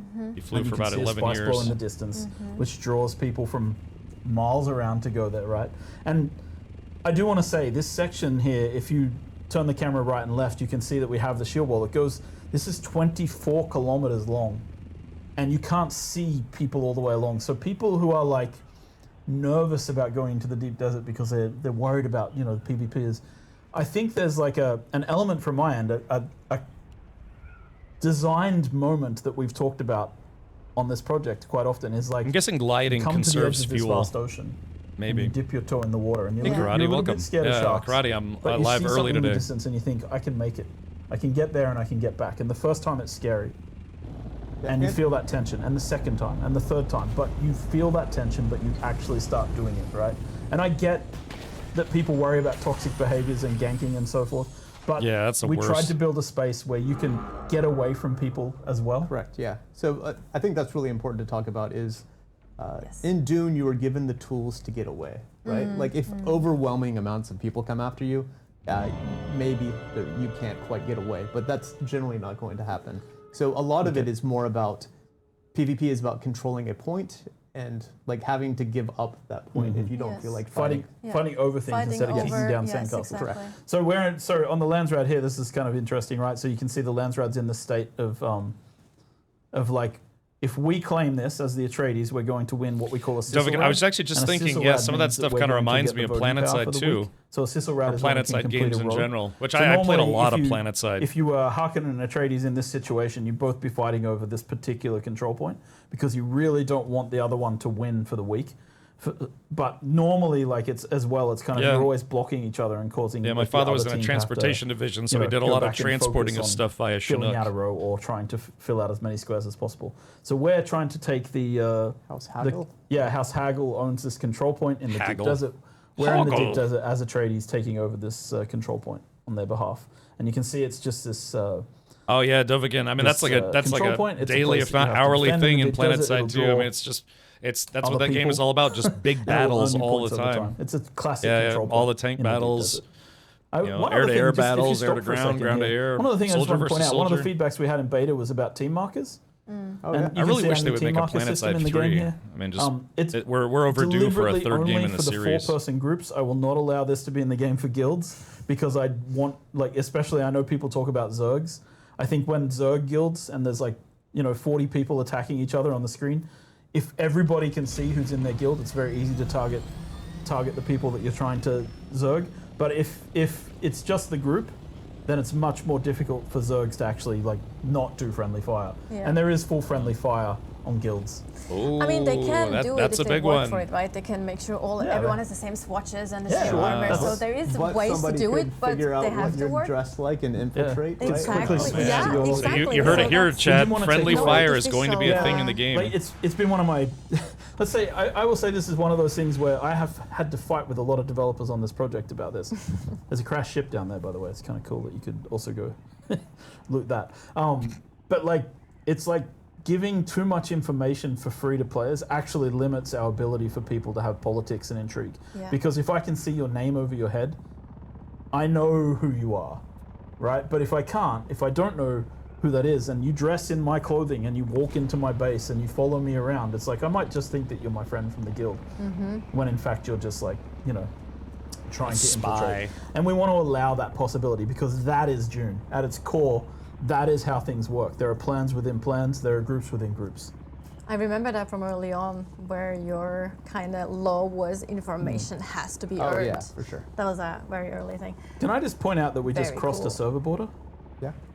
Our game has server meshing tech in the deep desert. Yeah, it's and seamless server meshing. It's been a very painful technical thing to get working. Yes. But we just crossed. If you follow a another server games border, you project, probably you understand might not have how even noticed difficult any server sort of meshing glitching or is, anything because apparently. It's very seamless. And again, shout out to our technical team who've been working their butts off to get this in good shape. But we just crossed a server border from one Zybok, server to another. the Funcom and stream is it's 2 hours. basically not visible, which is great. Yeah, what we call authority transfer. Authority transfer between servers, yeah. So now we're picking up a random sandcrawler. Hey, there it is. And bringing it out to the spice harvesting field. That's awesome. I mean, I love that. I love that. I wonder mechanic. if think a it's player fantastic can fun be in the game, just spice picking things up. spice wagon. I'd like to think so. It's Yeah. very slow. So it is dangerous to go out just in the transport ornithopter. And you can of course sit in the harvester. Yeah. Oh, there we go. There we go. You can also, Yes. I think the transport ornithopter has like 5 seats as well. So Yes, there's, you can bring a whole little That's group with cool. you. Or have them standing on Kidnap top. other enemy harvesters as well, which is also super fun. You got to figure do. like But we should talk about spice. Vehicles That's picking up really other vehicles ties that the players entire can be in game is a together, very right? difficult thing to All get the working tier- correctly, especially for online tier 6 multiplayer or games. the last, Because like, set of it's resources, surprisingly right? Everything complicated requires networking spice involved. To craft it. So your Yeah, in-game I learned gear, that the hard way your in-game doing tools. DayZ mod in the in-game early days when they were vehicles. trying to get that working. Yeah, everything in game requires spice for crafting, essentially. And also, we mentioned the Landsrad. The Landsrad has always the center square of the Landsrad requires spice to win. It's important. The Sandcrawler is like, it's not the full harvesters that you've seen in the films. Those are owned by the big houses. But as you can see here, this is like a little raid event. We just placed a thumper on the sand. We have a guy on a bike. He's Exactly. riding around dropping thumpers. You should also hear it actually on stream now. You hear The thumpers are really important because sandworms roam the deep desert. They will be coming, and you need to be placing out thumpers to distract them away from that I was about to sandcrawler say, yeah, while it's to harvesting pull spice. them You wanna away keep it from on the harvester. on the spice as long as possible, just like in the book. You want to stay on the spice, earn as much profit as you Storm. possibly Yes, can. this is You can even see a the live trail that the Funcom stream. sandcrawler's This is an leaving official in the spice co-stream as of it the event. sucks up spice into its little vacuum pack. Yeah, so the sandworm stops being, it not stops, but it's less of a threat as you're going throughout Hoggy Basin into the mid-game. Oh, there it is. But Look at then that. at the end game, right, there's sandworms all over the place, and it becomes a threat again, especially when you're trying to get spice from the sands. This actually looks like it's going to be pretty awesome. Yeah, the mid to late game content. Hopefully our intrepid thumper places have put out more of them. They're totally well organized. They have like several people placing out thumpers. Yeah. They have like the scouts here in the air that we see as well. Yeah, see, now this looks like it's going to be required multiplayer gameplay. Ready for any kind of danger that might occur. And so early game is basically solo, late game is multiplayer. Knows that they're the target of the sandworm. They need to radio in and be like, "Get me off the sand," so that the transport ornithopter will pick them up. But minus 10 beta, it did feel a bit basic, but again, that's why they're doing this stream to reveal what mid and late game is going to be. Desert is very Dune. I don't think you have this experience in any other game. Yeah. And the idea was to create this. So if you are here with your guild, there's something to do and it's fun and it's interesting. But then other players might show up as well, and that's where it becomes another step, right? It'd be nice if they showed some aerial combat. Is that what you're saying, Joel? We could talk about what the word reskin means. We could talk about that some of the best games in the world are reskins of other games. So you see here though that there is a lot of sandworms. Did you hear him talking shade about other games? Yes. Some popular games are just reskins of other games. There's a limit to how much they will eat thumpers, right? Yes. They do eventually get annoyed. Eventually they have enough. I'm not that dumb, right? Yeah. Like they'll eat thumpers for a while. I see what you're doing here. Yeah, so. A diverse palette. Yes. So I don't think you can steal stuff from other players' bases, Avalanche. I think the PvP component is largely this, like competing for spice.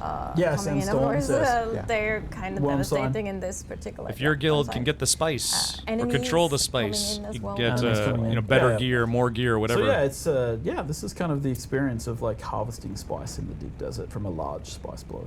And there are smaller spice blows like that you can come to with a smaller guild. Look at Louis, you can see that where it's like doing basically donuts in the spice. There's just a couple ones in Haga. It's very limited because we wanted spice to be a rare resource. There are multiple sizes of worms, and I guess the really big ones are the ones that come after the spice. They're 20 plus kilometers away. So you do need to bring some friends to be looking out for the open beta was limited to early gameplay only, about the first 15-20 hours. Comments from people that are like, well, you have to go into the deep desert to get like the highest type of gear and such. That is not true. We have the exchange. We just showed that before, right? So there's your Spader. Maybe that answers your question. Person on the exchange would want, right? That goes into the deep desert to get spice. You could either go get the spice yourself, or you could wait for people to put expensive gear up on the trade, like the auction house or whatever they're going to call it. And trade. The player trade hub. I think there might have been some. We can't hear it though, but there might have been some rumblings and some indication that. I think that they got Wormsign and they need to move. We do have a known bug in the game where the spice color. The big shield was standing to destroy your steel from it. I thought for the starting area, I thought that was all protected. Oh wow, there it is. That's why they. And there's the you can grandfather actually worm. hear that. Yeah. That's shy. It was great seeing the little sandworm. Yeah, the little tiny one on the side. You can see the scale. Little baby, like getting into the action there. This is the ringmouth one. That's the ringmouth, yeah. And that's gonna swallow everything that's in the middle. Yeah. They're like just everything there is lost. It and takes it's a like, lot.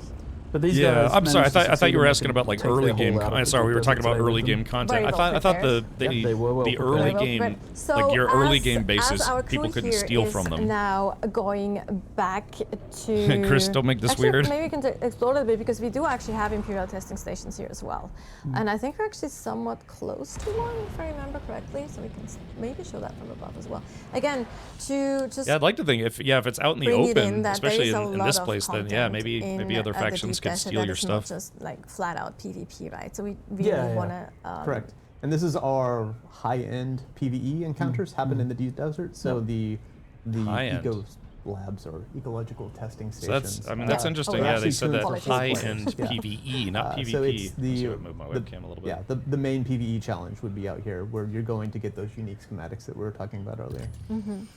But you need to scout deep desert. Yeah, I mean that's why we're watching this, so we can get some answers. We work as a team. I think these are tuned towards minimum 4 people. Yeah. We actually showed one in our combat stream. Yeah, the second part. Yes, exactly. They're like kind of wave-based, kind of very different approach than the Imperial testing stations that we have in Haga Basin. And they're different every week. It's the entrance to Call the station, and like as the game continues, as we go through live and we continue to update and expand, there'll be more things that show up on the map, for example, Fremen Sieges and things like that, that people would expect to explore. So things will be uncovered. And as I mentioned, like the layouts for the Deep Desert, they're handcrafted. It's on both. It's we on have a Twitch cool and system YouTube. where we like build the layouts by hand and generate the spaces between them with the sand. So it's kind of like we fill in the gaps with the sand. But like we are building new layouts for this all the time, right? And then over time we'll incorporate more and more elements. Yeah, I so wonder there'll if you be can always jump out of an something to do. That's ornithopter into a the pillar of worm's the game, mouth for infinite laughs. exploration, right? And that's one of the goals is Like to if you have create guild a space punishments, it's like, that's well, we gotta always explorable. You know, And basically something else I'd like to sacrifice say you that to I the think worm. is like important is we will add, like we have the DLCs and things coming for the game. We'll be adding things in the DLCs, but the Deep Desert will always remain something that we consider to be at the zenith of the power curve in the game. So we'll keep adding to the Deep Desert. So let's say that we have tier 5 items in the game and we go to tier 7. Yeah, sure then thing, Chris. the Deep Desert will start to have tier 7 equipment and items and things in it as well. We will always try to keep it on par with anything else we add in terms of Does it power. have a Because spawn the Deep Desert bay? really is that when you say it, can you be more The specific? central point that keeps all of the things Yeah, together. we'll continue to add like stuff, and there will be like in DLCs there'll be places where people can get access to gear that is currently in the Deep Desert, right? When we do that, we'll also increase the Deep Desert and make sure that there's more things. So that's kind of the long-term goal, is to continue updating the game and continue adding this stuff. Exactly. Yep. Yeah. To also ensure players about that. So while we actually have our team, or actually the Spice Harvesters, go back to on the way to the Quartermaster to deploy, or like to kind of. I like the cherry Kool-Aid. Yeah. Give him the spice, basically. Yeah, give him the spice for the launch rod thing. Refine. We do have an additional asset. We have actually a video from a stress test that we did with the beta last week on Friday, where we see a lot of things happening. Shout out to the beta players. Yes, thank you, beta players. Fantastic work on that side as well. So here, that's actually a glimpse at the stress test that we did. That's also Deep Desert. Lots of people together in the Deep Desert, a lot of ornithopters, and it's just really all cool in to line have like to that. get their ornithopters. to like Yeah, we were see spawning. that as well. They were spawning thopters like crazy. Someone's flamethrowing, throwing bombs. Players never behave when you put them in the same space. If I ever Wow, look at that. with the flamethrower. Boy, that kind of reminds me of the Well, old not SC like days, Nazi right? yeah, When we that just was get like The 50 context of ships the all stress together. test, by the way, was like we were testing people crossing the server boundaries with our mesh servers I and love that fighting little on them. ornithopter back there. Sorry, it's like this is sorry, go ahead. And fighting along the server boundaries just that. to see how the performance was. So you'll see people firing rockets, and yeah, it was a cool test. I think we got a lot of very useful data out of this. Yeah. And seeing how people Oh yeah, there were you go. fighting Doing together. a little. Also, shout out to our automation team, because they every build, right? We have the Deep Desert. There, yeah, and that's they what I have, wanted to see. I wanted to see basically ornithopter they versus deploy our ornithopter automation combat. system called Legion, and it goes and it tests all of these things, right? So it's got. I gotta be honest, I'm hundreds looking of forward to that. ornithopters Yeah, going doing back and forth ornithopter between all combat. Yeah, all the server Even if I boundaries. suck at it, I'm Yep. looking forward to Lots it.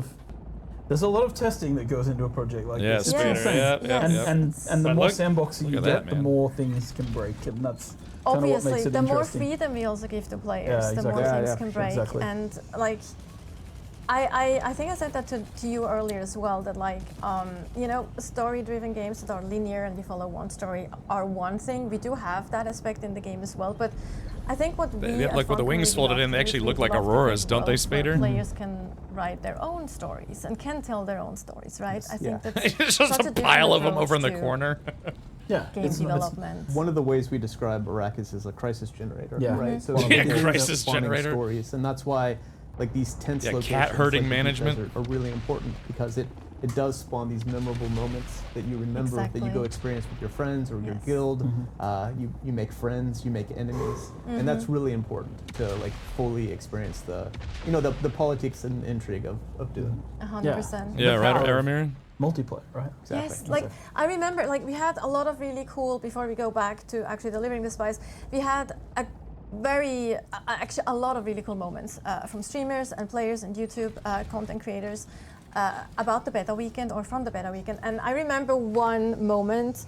I call it the GTA moment, where one of the streamers, I think he was harvesting something or something. Yeah. Oh no, he was getting- downed. He was downed by an enemy. He was downed but not out. Yeah. And then the Yes, other one yeah. comes in and just drives over the enemy that was like targeting him, Yes. and he couldn't stop laughing. Yeah, It's like these little moments that make you know, that create those stories that are so fun to share as well and are unique to you then. And it's like, and that is, I think, where for me, that satisfaction of really creating those worlds comes. Yeah, I think it's one of the things, like we get a bit of I mean, it's fine. Like we get feedback like, oh, jank, right? Like, Yeah. oh, being able to stand on top of an ornithopter is janky.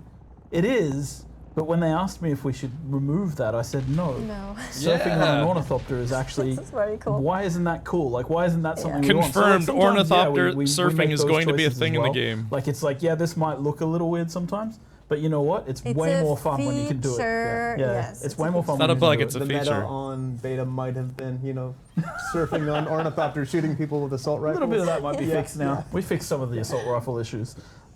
All right, so let's go back into delivering the spice now. Oh, actually, no, let's talk a little more. I actually wanted to ask you both a question.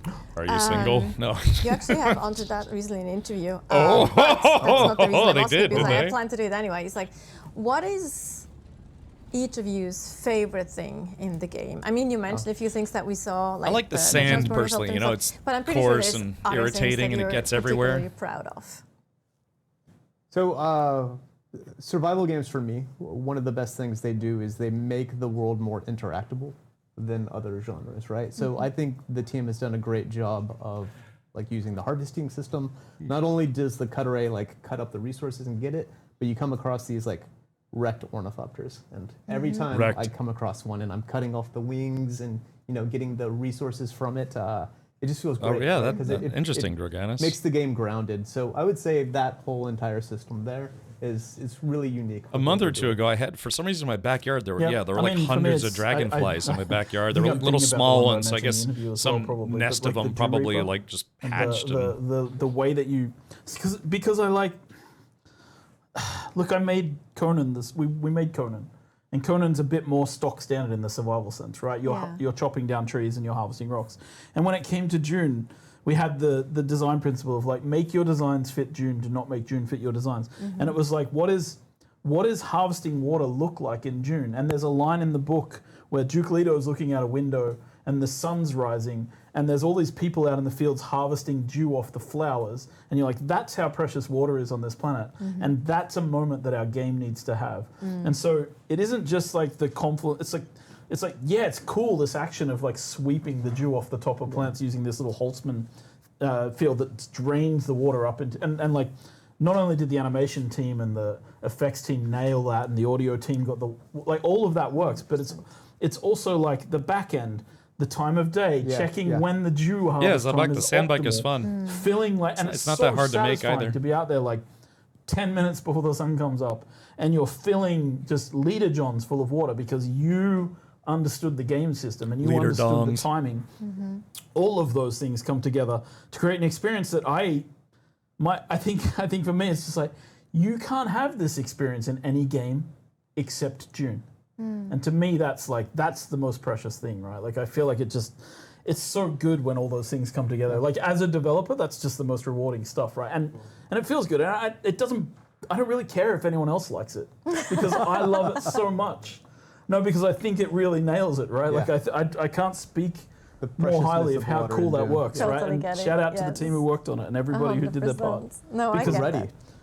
Because games are made by teams, right? To That's the other refine thing. spice. Yes, absolutely. So we actually made it now to the quartermaster, and we are So we're going to deliver delivered the Duke. spice. Yes. Try to win the Dookie Lancer. Atreides. Okay, so these Took a while guys to get back. ask you, so you, because Me you're too, sort of, Avalanche, me too. You're a minor house or minor house under the umbrella of the Atreides. You deliver Landsrad bribes to the quartermasters of the Atreides, and they make sure they get where they're supposed to go. So now we're delivering for House Alexan, we're delivering spice, and House Alexan are a part of the manufacturing unit, which is where they. And so we're delivering 500 spice melange, and then they're going to make sure that it reaches them, and then that will, in a moment, change the Landsrad. So you can see how you have an impact now. So Landsrad is there under the social tab. This board refreshes every so often. I wonder if they it's added been a few House seconds Ordos since the to this last game. refresh. It'd be nice if they did. Now we should be able to see our Not that they were like good guys or anything, but they were known orders for being refreshed with a certain amount sinister of spice. and devious. Oh, we didn't go to Alexin. But not like Harkin and Devious. You need to go to Alexin. It's in the middle. The middle. Yeah, you got lots of time, right? And then we can Glacier. see that we've delivered Me too. some spice, and the goal amount has gone up. So that you can see that we've increased our goal amount with House Alexin there. So we've worked towards. Yes. gaining So we haven't favor. worked like once 64,000 more to once go. we hit 70,000 points, and we can do any of these activities to earn points, like the control point. We can claim those, we can those deliver fields. spice melange. But once we've done enough to earn that center square, then it'll flip to be Atreides and say that we've claimed it for the week. Exactly. Yeah. So that's. Gingy, no, I'm not an Elden Ring player. So that was a little bit of a glimpse of what mid and end game can look like. Obviously, that totally depends not on a what Soulsborne you like to play, player and how myself. you like to play. There's quite a lot of options. We showed you a few of them, an approach of what can be done. We're also jamming like dozens of Try hours the of gameplay Banquet into, Avalanche. like, Let me know if that a works very out for quick you. short- Yes, yeah, 100%. Like this is very like preparation is everything. crowdfund which is bail money. of course true for the game specifically as well. But before we dive into the Q&A, we are gonna take a quick look at the Mentats. Here we go. Jay Grind, this is for you, buddy. Dune Awakening, Mentats. So then, you're not quite dead. Great plot. Developed out of the need to replace thinking machines, the Mentats, trained on the principles of philosopher Gilbertus Albans, became one of the most important people in the Imperium. Able to calculate immense amounts of data and devise complex strategies, they are the most advanced tacticians on the battlefield. Peter Combined DeVries. with advanced assassination and combat technology, you will be able to think many steps ahead of your enemies. With a significantly higher cognition, as a Mentat, you can calculate trajectories and weapon handling to find weak points in an opponent's defense, or even guide the calculations of an external sentinel turret to assist you with extra firepower. Focusing on strategic control over raw strength, a Mentat is an expert in assassination technology, using poison capsules to trap enemies in a cloud of death. Or when out of sight, send in a hunter-seeker before the enemy has even noticed your presence. For a tactical advantage, the Mentats have devised further development of Imperial technology, such as the shield wall for extra protection. And to fool simple-minded enemies, a projection of yourself will confuse and scatter their focus. Throughout the dunes of Arrakis, any school can be trained and improved by masters, increasing your mental capacity and further advancing your tactical technology will let you hold the strategic snacktical advantage technology, in any or technology. situation. But to reach the highest tactical operation, adopting other schools of thought will increase your mental complexity, opening up further possibilities. Focus your mind and calculate each step Open forward your to find mind. the optimal probability for your survival on Arrakis. There it is. Mentats. Master of Assassins.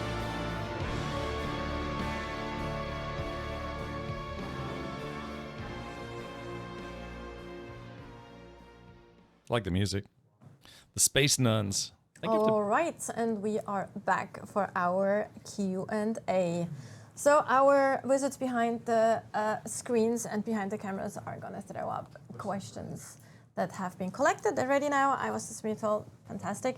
Before anybody asks any questions, though, I just want to make a reveal of my own. Oh, God! Special toe shoes today for everybody's. They look really cool, though. They are cool. But No. it also looks a bit like Hobbit feet, to be fair. Yeah. Like, at least close up, Chad. So it's good you have a little bit of a... it's good you don't have Not close for all the money in the world. Yuck. From what I understand, they're very healthy, though. They're very better for you than actual normal shoes, so... Yep. That's what they say. That's what they say. I started wearing them 10 years ago and I'm still Still fat, not so I sold. don't know. Maybe they're not working out. Well, your feet are very healthy. My Let's go feet there. are massively His healthy. feet aren't fat, Sorry, everything else I know, is- I apologize. No, you don't have to. The toe reveal was You important don't have to me. to. We wouldn't want you any other way, Joel. All right. I was It was promised probably feet gonna pics, kill but me not now. like this. right. Karate in the character maker, you'll It's be able all to good. do Like, that. it's- also, you guys make a really nice. You complement each other really well. I've got Scott is- pants. He doesn't have pants. Exactly. He has toe shoes. You actually wear socks as well. So it's just like it's a whole balance thing. It's great. Yeah. All right. She's so repulsed. All right. While we still wait on the questions, they're still collecting some of them. Nobody has give any them a little questions. bit of maybe no one has We've questions. answered Perfect. every everything has possible been question answered. we I could wish. have is Right, fully I answered. wish. Like that's kind of the both the blessings and the blessing and the challenge of Dune Awakening. I think is just it has so many aspects of different games. That we're really trying to put No, I together, didn't turn it and off, Avalanche. I was people are going trying to, but understand, Were you so. there when I was like presenting to the press about the game and I was calling Funcom morons for taking Yes, of course I was Yes, there. yeah. I was That was fun. expecting headlines. we We didn't take get a a lot of single risks. headlines. Yes. We didn't get a single headlines like that. Yeah. Funcoms are morons. Well, Chief Creative Director says. Well, we It's are we keep trying to, like it's one of the things that I love about working here. Is like they let me do crazy stuff. Yeah. They let me try and do weird shit. Like mean- it's like you could work somewhere where you're doing the same game every year. Speaking of reskins, like and you're making the exact same thing and you're within this box and it's like and like I do like that we're allowed to push beyond those things, I right? And agree. try harder to do something different. And yeah, it comes with a little bit of jank, but man, I don't know. I feel like it's like the I agree, though. I think one thing you can't say about us is that we like it easy. No, It's exactly. like- We're morons. We make it hard for ourselves every time. It's what we were talking about at the beginning, right? We make unique games, right? We take risks, and sometimes it means that we make divisive decisions. But I think that's what was great about the beta, right? Is like people got to see what the true experience was. Oh, and here is Exactly. So we're I ready believe actually it's for the global. I questions. think So I is saw that this already. Local It should be global, 125? I want to say. Is the exchange global or per server? It is per world. So per world. the world is what we call a container of all the Haga Basin that you will play and interact with, right? So there are hundreds of worlds, so it is not global. Yeah, it is one deep desert per world, Yeah. 2 social hubs per world, and then many Haga basins per world, and that is what we call a world. And yeah, as Scott says, at launch there are hundreds of worlds to choose from, right? And within each world, there's many Haga basins to choose from. Right. Yep. All right. And Speak asks, are the overland map dungeons instanced per player? Can you do them as a group, or are they open like the social hubs? The answer is that they are not instanced for a group. They are per player, and they're not open like the social hubs. They are instanced, though. Yes, they are to a instanced. limit. To a So limit. several people in the same world can be doing the same, like the single. water fat Yeah. mansion, right? Yeah. Yes. Which is kind of our only instant content in that way, Yes. in that Yes. sense. Yep. Correct. Charlie Foxtrot TV asks, how do the different circuits work? They basically isolate resources so that they can only be used if they're on that circuit. And then you can set a circuit for it's a little bit hard in the UI, but you can set like a machine's input and output circuit that way. And so that's kind of the extent with it. Like draw from this storage, deliver to this storage when you're finished, right? Like and that's Basically, how Or this group of Yeah, connected and, items. yeah, exactly. And you can set a certain number of storages per circuit, and so yes, that's basically it.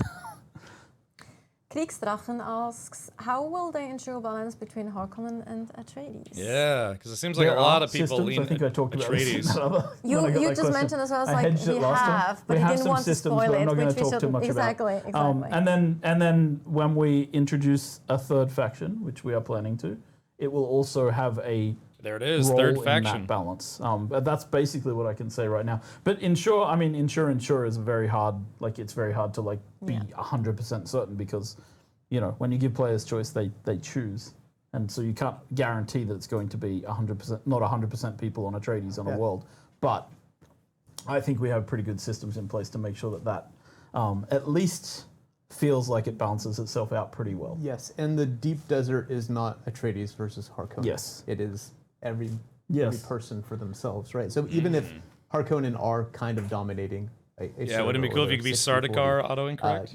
they're going to be fighting themselves Yes. in the deep desert as well. And that's actually something I forgot to mention when we were talking about the Landsrad. Like the Landsrad, you can see the different within the guilds. factions who the top guilds are and who contributed the most. Because a part of the Dune thing is that like it isn't that like everybody in Atreides is a monolith. It's actually like people want the Duke's attention, so they want to be further up.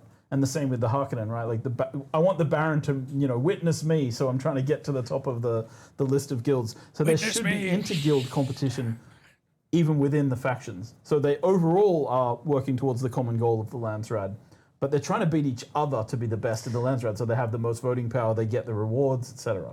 Yeah, especially also because like one Atreides guild might be focused on PvP, the other one might be super opposed to PvP. Yep. So they definitely don't want the PvP guild to like get, we want full PvP. So Yes. they will, work against them and like, Yes. we want to be top because we want to have more say in which decree we're actually going to have next week. Yeah, like exactly. So- a crafting guild's going to want the crafting decrees. Exactly, And yes. they're not going to want the PvP full loot decree, right? Exactly. That's So right, there's gonna be Code that Dude. kind of Exactly. competition, even within the factions. Yes, exactly. So, yep, good question.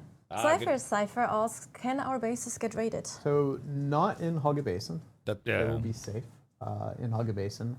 In the deep deserts, it's a bit different. Yeah, in the PvE section of the Deep Desert, no. Yeah. But in the PvP section of the Deep Desert, there is a mechanism by which bases have a vulnerability window where they can be raided. It is a very short vulnerability window, and again, I would point to the lore of the Dune universe. So I'm sorry for everybody who hasn't read the books and doesn't know a way in which shields can go down for a brief period of time.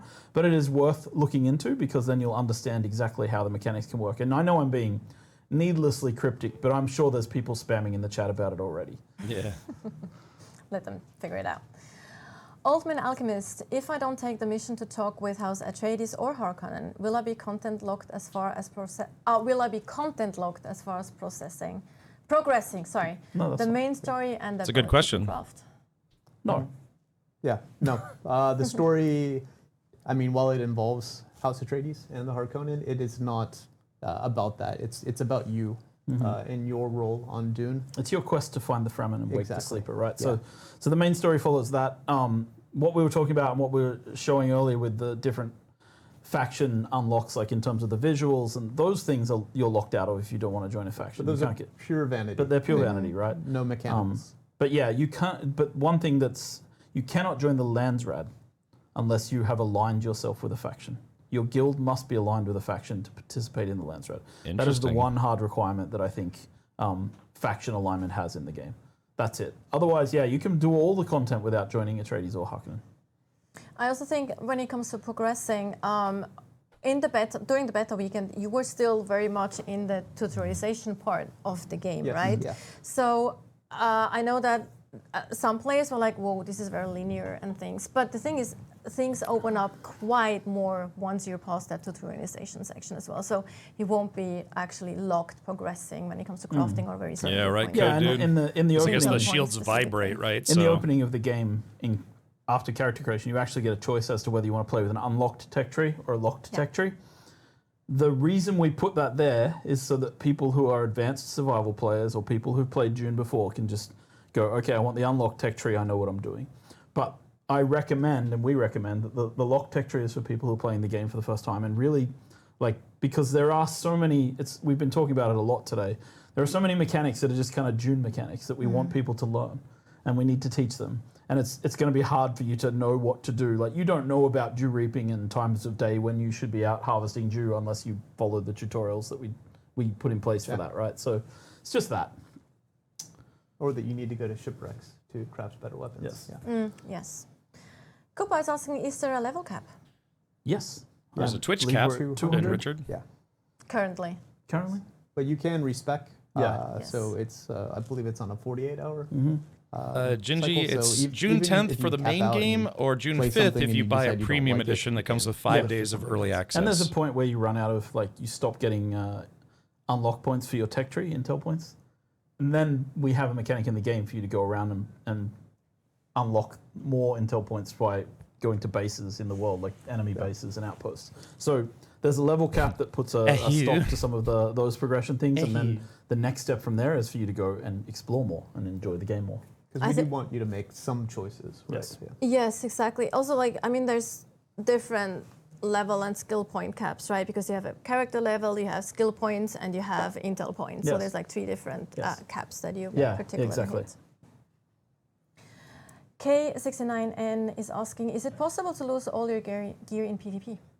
So not in PvP in the base level. In the deep desert, you lose resources that you're carrying, Solari and Spice, and you take durability damage to some of your gear. Right, that's what happens every time. I'd you say die that's PvE fair. Or Yeah. PvP. But if there's a specific decree from the Landsraad which enables full loot PvP in the deep desert for 1 week, then that's the only time in the game where you can lose all your gear in PvP. Yeah, so Gingy, you Or can if start you're playing fighting June in the 5th. sand and the sandworm comes and eats you. Yeah, sure. If you try I guess to you fight can the lose all your gear in sandworm, PvP, but we count the. Is the sandworm PvP really? You know. It's more like PvE, but yes, 100%. Wolfie1974, are we going to be able to get blueprints that devs made of their bases? Oh, the Tor Eagle presents. Exactly, this is Tor Eagle presents. That's actually very cool. I love that idea. That's actually a very cool Maybe we idea. can fill up some vendors post-launch with some of our I was just, crewmates. yes, We'll I see. was just about to say I don't think players should actually pay for them per se, but we should, or maybe they need to. I don't know. You don't want copies of my I mean, bases. you shouldn't. No, actually, let me rephrase that. We shouldn't have a dev sell those items in game, but we can sell it via NPC. Sure, yeah, That's what I meant, right? Maybe we can put a vendor or something. That'd like be cool, yeah, like you Yeah, mentioned. maybe a vendor in the world can sell some blueprints. You see, like Tor Eagle bases Tor Eagle's the everywhere. guy. Tor Eagle's the builder among us. Mine would just be no one Mine wants, are boxes. No one wants to see Yeah. my. I'm the guy who tests T2P New dog houses. TTP every time. Yes. So I'm sure we're gonna have players who make fantastic buildings. Okay, Quintinovich is asking, will GeForce now be in Dune Awakening? I believe so.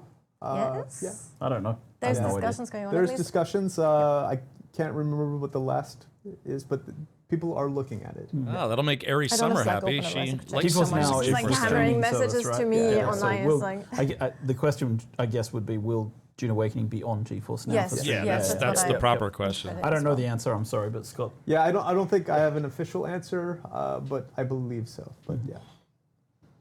Helping Hans, how do you balance the council wins? If one side gets unique weapons, won't that side have a better chance to win the next vote down the line? Not necessarily, because the tasks for the Landsraad are pulled from, so there's 25 tasks per week, and there's a pool of 400 tasks that can potentially show up. So you, first of all, don't necessarily know what's going to be there. Unique weapons doesn't actually influence everything. Some of the tasks are kill tasks. You don't know which tasks are going to be revealed first. You also have to bribe Landsraad envoys with spice to reveal tasks. And if your faction does it before the other faction, you'll see, okay, we need to do this. So you might just get ahead because you had more spice or whatever. It's not going to come down to unique weapons. Absolutely not. That's not going to be the thing that means that one side gets a sudden landslide kind of advantage. So I think that's the best way to answer that, I think, from my perspective. I think that's a great answer too, and I think it just goes again into people are a little bit too afraid that everything is about PvP and fighting endgame, and that's absolutely not the case. Yeah. And hopefully we explained that a little bit today as well for people to feel a bit more relaxed about that, or disappointed, depending. Dr. Evil Eye, is there any content or materials that are hidden behind PvP, meaning that the only way to obtain that item gear material is to risk losing to large guilds? I wouldn't say hidden, but yeah. Like you can. The Deep Desert, which we just explained, is a place where tier 6 gear is, like items and materials for crafting those things. You need to go there to get those things. You can buy them off the exchange. You can trade for them with other people, but yes, you have to go to that place in order to get those things, and there is a risk of people attacking you when you're in that place. We tried to explain that this is a very large place. It's not going to be possible for a guild to cover the entire space. It's just not going to be possible. Yeah, I think guild limit's 32. The guild limit is 32 people. Yeah. So one per kilometer, maybe, if they stretch it. Yeah, they'd have to stretch all the way across. And even then, I think max. there's all kinds of tactics and ways to draw them off. And I don't think for it's some of the gonna really be big streamers out there, There are YouTubers, that's potentially probably going to hundreds and present a hundreds of people that problem. can be in the deep desert, Yes. right? So 32 one people guild would max be in a outnumbered guild. by 100 people. Again, if you want to rat, you can rat. Boy, that's going to be there's devastating options, right? news for And some also, people. like the tier 6 gear isn't required for the story or Yeah. for anything that's having to do with Yeah. like a basin, right? It's sort of just the or deep as desert sister route. guilds But are we thinking, can't- yeah, we can't sure, tell but people still, that they sometimes can't there's get to just the no top number like of number go official up because overlap, people like always on a want that, technical so- level. so If it's- the there are person's other not ways to in get your it. Even though it's actual not guild. required, I know people are going to want it. I feel like it makes sense though, because those people who really care about the highest level tier are probably the PvPers, and they want to be in the deep desert in the first place. So I feel like it's kind of a natural balance there too. in Hopefully, that we way. also have like I think there's this weird. I speak to a lot of people in our closed beta and our Discord, right? And I see that like there's people who kind of assume that everybody who That's is gonna a be guild in PvP is going brutal to be this news for the toxic, really big sweaty gaming groups out kinda- there. And I think Right. it's going to be the opposite. I think we're going to have the good guy guilds who are out there actually protecting people. and like helping people out. I've seen it in the beta already. People, oh, I got lost in the desert, help, and people would come and help them, give them Yeah. rides home, Yeah. like give them more gear. I've seen people in the beta like just give other people an ornithopter when they lost one because of a bug that was I mean, in there's the game people from our streaming end. the They're like, stream "Oh, right do you now want that an have ornithopter? I 10,000 a spare people one." Right? watching, That's- and they're like, it's oh, great to only see. And I think 32 that people? People worry too much about toxicity. Hopefully, we'll keep track of it, of course, but Yeah. it should be fine. And you have one player for the Yeah. entire world, Yeah, right? yeah. So and you are your name, right? So you will have some sort of reputation. Yeah, exactly. There's that as well. Yeah, as a callback to more old school MMOs that I grew up with, like EverQuest and all those. But anyway, so we have two more questions. Fort Team is asking, do you need a sync chart for each person in your guild? Yes. You need to create a sync chart for every person who's going to want to reveal those things that you've got in your sync They're chart. single-use items. Yeah, they're single-use items, consumables, once you've created them. And last questions. Neo Valkyrion, can transport ornithopters carry other ornithopters? Yes, they can. They can indeed. They can wow, look indeed. at that. I was playing it earlier. I was flying around carrying a medium ornithopter Yes, with they my can pick transport up pretty and much assault. anything. Yeah. Yeah. And Well, again, they anything- have anything passengers vehicular. too. Yes, vehicular. Can't pick up people No. unless they're. Inside. They're sitting inside a vehicle. All right. So that was it with the questions for today, and also for our last developer stream before Exciting. Head Start and the official release. I'm like still like how. Okay, so It's like 7 how days, do 8 you days? how do you boys feel, gents? How do you feel? Go, Scott. Pretty good, right? Pretty good? So beta went really well from Yeah. our perspective. The tech was stable, and that's what we're always worried about. Because we knew the game was pretty good, or we thought the game was We really think good, so, right? yeah. And all the tests we had Really, run Trouble showed Magnet? that. But we were a little fearful, that tech would hold, and it went really, really well with the closed-ish beta, right? The weekend, where, the server crash rate was low, the client crash rate was within our acceptable tolerance, and we're fixing most of the issues that we found. So cautiously optimistic, right? Incredibly excited to show the entire game, and so yeah. Yeah. See reactions. But the last week is always Yeah. yeah. Yeah, it's like it's 5 years of your life, right? And it's like I think that's the thing that I think is like what I'm not sure people understand. Is like when you've been living and breathing this kind of thing for 5 years, and then like you see the game industry is volatile. Yeah. Things don't go well for people. We have a team of that I love to work with. We have a team of great people that we've built over the last years, and it's like it isn't about like success in the sense of like I just want to say that like it is a game that I think is great, right? And I've played it and I kind of know that it has a lot going on, right? And I think it works well. And from the beta we got some confirmation of that. But I want my team to be together making games for a long time, right? So for me, this is like I'm nervous about that, right? Like the gaming industry is not a safe place anymore, right? It's not easy to guess what's going to be successful. I mean, I'm watching things and like you see things that are fantastic from small teams going great, like and there's been some fantastic games this year and games that you wouldn't have predicted coming out of nowhere, like Schedule 1 is a great one, but also like Clair Obscura, I'd heard of it, but I hadn't heard of it until really it blew up. And so you see these games, these huge successes. So I think it's like, you don't want to have the arrogance to think that you could be among that, but you hope.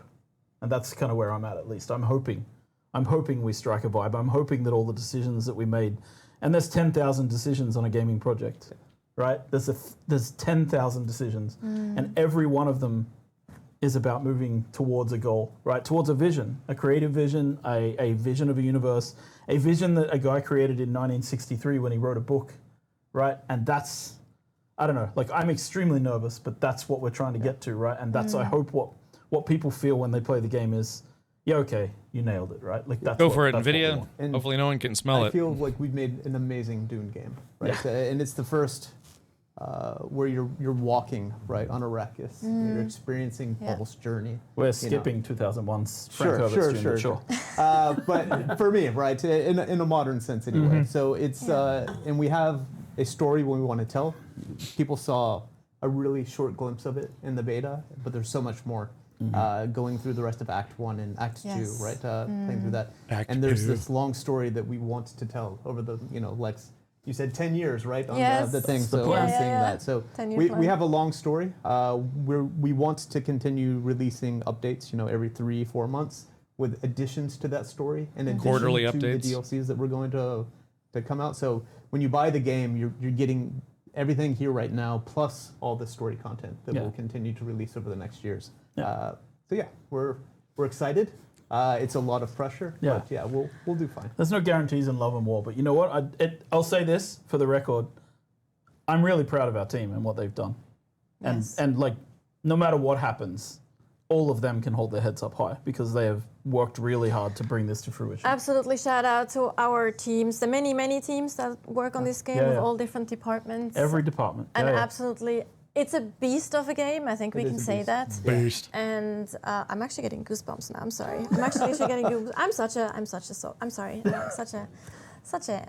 Yeah, anyway. But I think that's a wonderful note to end these. She's like again, Rad Bliss. All of a sudden, she's like, on for Funcom. That's typed like this. One thing we can actually say is that you will be able to upgrade your editions on the 10th of January. So there will be an option. 10th of June. 10th of June. Oh my God. Game officially delayed. You heard it here first.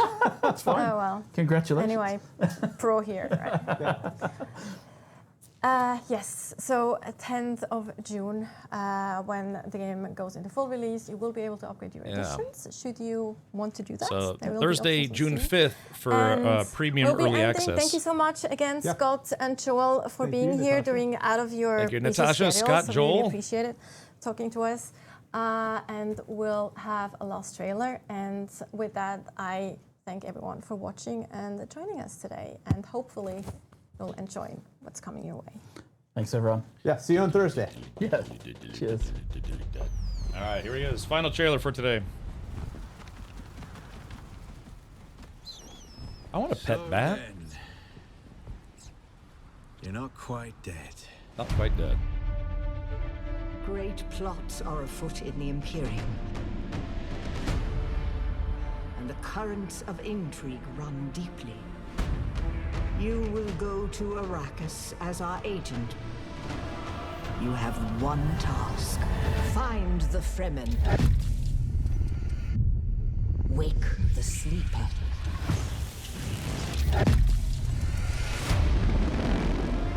You were sighted fleeing the scene of a terrible crash. Who are you? You've heard the expression, the spice must flow. I am the man who ensures that it continues to do so.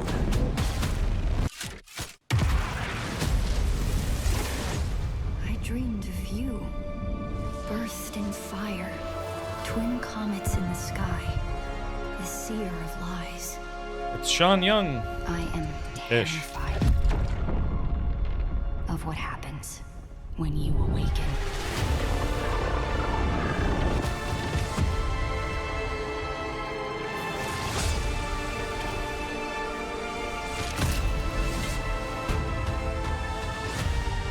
We've all lost our way. You can complete the mission.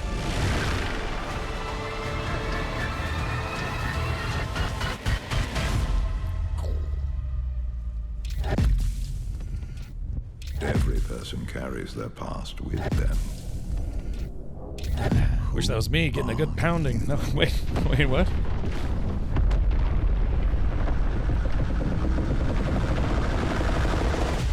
Worm sign.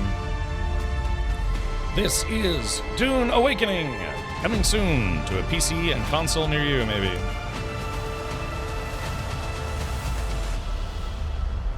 All right, so yeah, if you'd like to wishlist it or wishlist it or pre-order it, you can type in !Dune right now. Thank you, Jigrind.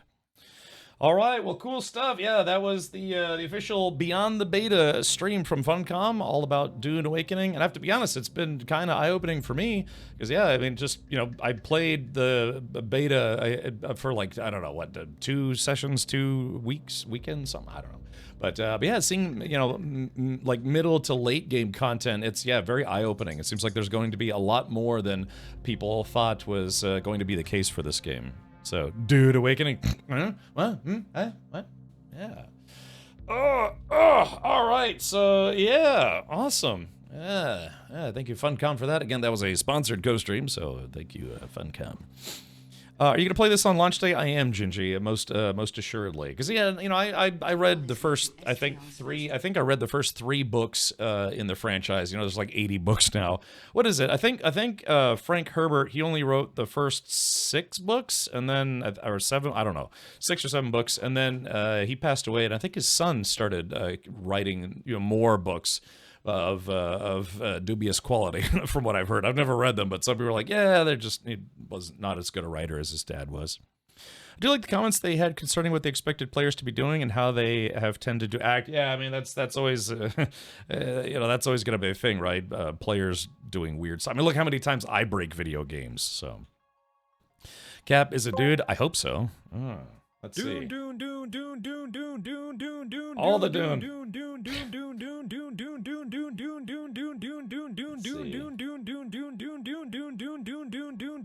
Dune Awakening. Yeah, it's Dune Awakening. All right. Now Cap goes back to bed. I don't know. Should I? I do like. Oh yeah, I already read that. But will you play it early access? Yes. I'm getting a review copy of the game. It's already been pretty much confirmed. So let's see. When is release time? U.S. Eastern. Hold on. I think they just... Hold on. You got to pull this up here. Yeah, if I'm not mistaken, it's 10 a.m. U.S. Eastern. A better question is, am I actually going to go early on launch day?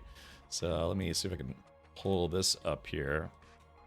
All right, so here are your official launch times. So again, early access release is June 5th, and then it's June 10th for the standard release. But yeah, if you're gonna play in early access and, you know, kind of join the head start, it's 10 a.m. U.S. Eastern, which would be 7 a.m. Pacific, and I guess that would be 3 p.m. Universal Time, 4 p.m. Central Europe Time. Time to take a big Dune Awakening. Yes. Oh, it looks like we're being raided. All right, we're getting a Dunkstar raid. All right. Uh-oh, I think for some reason it broke. Hold on. Wait a minute. Hold on. All right, the raid alert broke for some reason. I think it's because like one alert and another alert played literally at the same time. That's okay, Avalanche. But welcome everybody. Yeah, thank you so much for the raid, Dunky. Hopefully you enjoyed the Dune Awakening. I can only imagine that you were also co-streaming this event. Brian Herbert's Dune books aren't terrible, but they aren't exactly great either, and there are 20 of them. Yeah, so Frank Herbert did what? He did like 6 books, or it was like 5 or 6 books, I think, or 7. And then, yeah, after he passed away, his son kind of continued the franchise. But from I don't know, I've never read them, so I don't have a firm opinion. But I've seen a lot of people say that his son's books are not great. So all right, hold on. So let's see, why did? So I'm trying to see if that, yeah, if it was just a timing issue. Yeah, 2 alerts try to play at the same time. But yeah, Dunkstar, I can only imagine that you're planning to play this as well. Dunkstar, House Atreides or House Harkonnen? What's your thought there? Yep, 6 of them were his, and his son wrote 17 of them. Was it all his son, or was it like a consortium of writers, including his son? But yeah, thank you so much, Raid. We don't know yet. Yeah, I know. I did an informal poll. I did an informal poll in chat, just now, and it was 70%. It was something like 70 to 25 people said they were leaning towards House Atreides, and then I had a third option like I don't know, or just playing solo. Hi. Yeah. Hello. There's another famous writer involved too. Oh, really? I never really heard that before. Okay. Because I have to be honest. It's probably going to be pretty lopsided towards House Atreides in general, because the movies and the books and stuff. I don't know who or what they are or do. I guess it's Kevin J. Anderson. Yeah, that name doesn't ring a bell. It is my bedtime to have the best stream, bud. All right, well, thank you, Dunkstar. And like I said, go check out Dunkstar, who's a South African streamer. And hopefully you can enjoy his channel. Dunkstar and I have almost polar opposites stream schedules, except for me for today. I went early, courtesy of Funcom, to co-stream their event. All right, take care, Dunkstar. Hopefully you can return the favor in the future. There are 26 Dune books. Yeah, I only have 3 of them. I literally have them on my shelf, like on a bookshelf in my living room. But I've read Dune probably, I don't know, half dozen times. But the other 2, like what was it like Children of Dune and then Messiah of Dune? I think that's what those were. I've only read those once, and I have to be honest, I barely remember anything about them. There's like I guess the part where Paul Maudweeb turns into a worm or something like that. I don't know if that was a... God, I haven't read those since I was a teenager. I just turned 21. Yeah, my birthday was last Friday, and I just turned 21. But yeah, I read them when I was a teenager, which was, for me, not that long ago, but it was like a young teenager. I swear. Harkonnen gets a bad rap. It's probably all those terrible things they did, but not that bad of guys. Yeah, they're okay, except for all the murdering, plundering, and, assassinations. They're not that bad. Yeah, when I was negative 15, right? Oh, hold on. See, I got another message here. Let's see. Galactic, thank you for the 79 months. Thank you for that. Yeah. It is by the beans of caffeine that I set my mind in motion. Yeah, I think what was it? Henkin said he's going Harkonnen. Berg said he's going Harkonnen. Yeah, I wonder, typically in a lot of, like, big games that have multiple servers, usually everyone's wondering, it's like, is there gonna be, like, a big, streamer server or something like that? So, given how they're sorting, I guess they're doing this, because I guess the layout is supposed to be, what is it? The layout's supposed to be that you have a world, and then in that world, which is time zone based, it's like, probably 4 time zones in the US, multiple time zones in Europe, Asia, Australia, what have you. So you have that world, and then in each world, you're going to have a whole bunch of servers to choose from. And each server is only a server, or siege, is only going to support 40 concurrent players. So if you're playing with a big group where you have, 20, 25, 30 players, you're going to take up, 60, 70, 80% of one entire server's concurrent player base. And they did say that because of the number of servers, they don't expect queues to be a really brutal thing, but maybe they didn't factor in that, yeah, there's some people out there that have a pretty big fan base, a lot of friends or whatever, and then, yeah, you could fill up 40 players in a group, no problem. Back when I was streaming Star Citizen, we would have 30, 40, 50 player groups just playing one game, and that was in an alpha. So the concept that each server is only going to support 40 concurrent players, whereas I guess hundreds of players can actually register to that server. Yeah, they said only 40 players concurrently per server. So if you specifically want to play in a world and on a specific server, there's already 40 players on it, you're going to have to wait in a queue. So you're really going to have to ask yourself, it's like, well, I really want to get onto so-and-so server because they are streaming the game. They're known for having big groups, big guilds or whatever. But yeah, you might say to yourself, it's like, well, do I really want to wait in a queue for an hour just so I can play with this, one person's group, or do you just want to play on your own? Yeah, but from what I understand, as long as you're on the same world in the deep desert area, if I'm not mistaken, you have an opportunity to at least engage with those people in that group. What is the name of your guild going to be? I don't know. The mods and I are still talking about it. We were suggesting maybe instead of SEAL Team 0, Worm Team 0. That could be fun. But yeah, I haven't locked anything down just yet. Gary Golightly says, is it cooperative? Yeah, this is, you can play it in co-op or single player if you want, but mid to late game especially late game, is designed pretty much with multiplayer in mind. So you'd have to like join a bigger group if you're planning on playing solo. The Deep Desert has a higher cap though, right? A higher cap for what? For concurrent players? I don't know if the 40-player cap is for the entire server or if it's just for Haga Basin. We'll have to look into that. But as far as I know, they did confirm it was going to be a 40-player concurrent cap.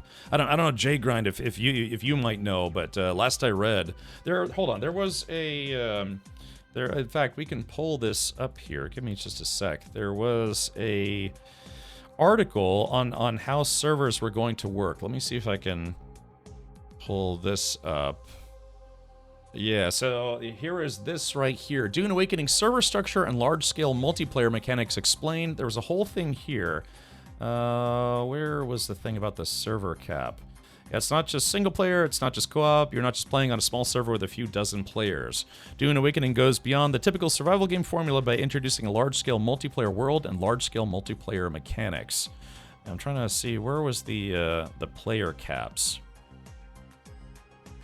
Let's see. Okay, here it is. So player population and server world structure explained. When you first start playing Dune Awakening, you pick a server that will be your home. Each of these servers belongs to a world, and a world consists of at least 20 servers.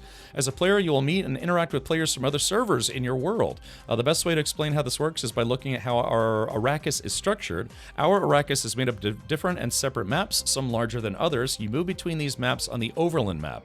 Here are a few of the main ones. Haga Basin, this is where you start and where you will always return. The server you picked has one Haga Basin map. It does not instance. Your server is basically your Haga Basin shared with several hundred other players with up to 40 playing concurrently. So yeah, so hundreds of players can register to a server, but only 40 can play at a time in Haga Basin. It's a big, persistent open world, similar in size to the map in Conan Exiles, and it consists of many different biomes. Here you must survive, build, and fight in the same space with other players who pick the same starting server as you. It is important to note that you can visit other Haga Basin servers. You can do everything on your server you visit except claim land. So you can fight, progress, socialize, and even build on your friends or guilds' claimed land. Haga Basin is primarily PvE with only a few small areas enabled for PvP. Social hubs, these are settlements, Arakian and Harko Village, where players cannot build, drive vehicles, nor engage in PvP, but instead go to trade on the exchange, talk to NPCs, and pick up contracts, and of course socialize with other players. Here you'll meet players from all the other servers, Haga Basins, and your world. Once a social hub is full, an additional instances spawn, similar to how it works in many MMOs. That's how it works in like No Man's Sky and some other places. So... and then here we go, the Deep Desert. This is a massive seamless open space, several times larger than Haga Basin. It's primarily a PvP map with only a few smaller PvE areas. This is where players fight over control points, where battles will occur over massive spice blows. You'll also find many different points of interest, including Imperial testing stations, promising new challenges and rewards.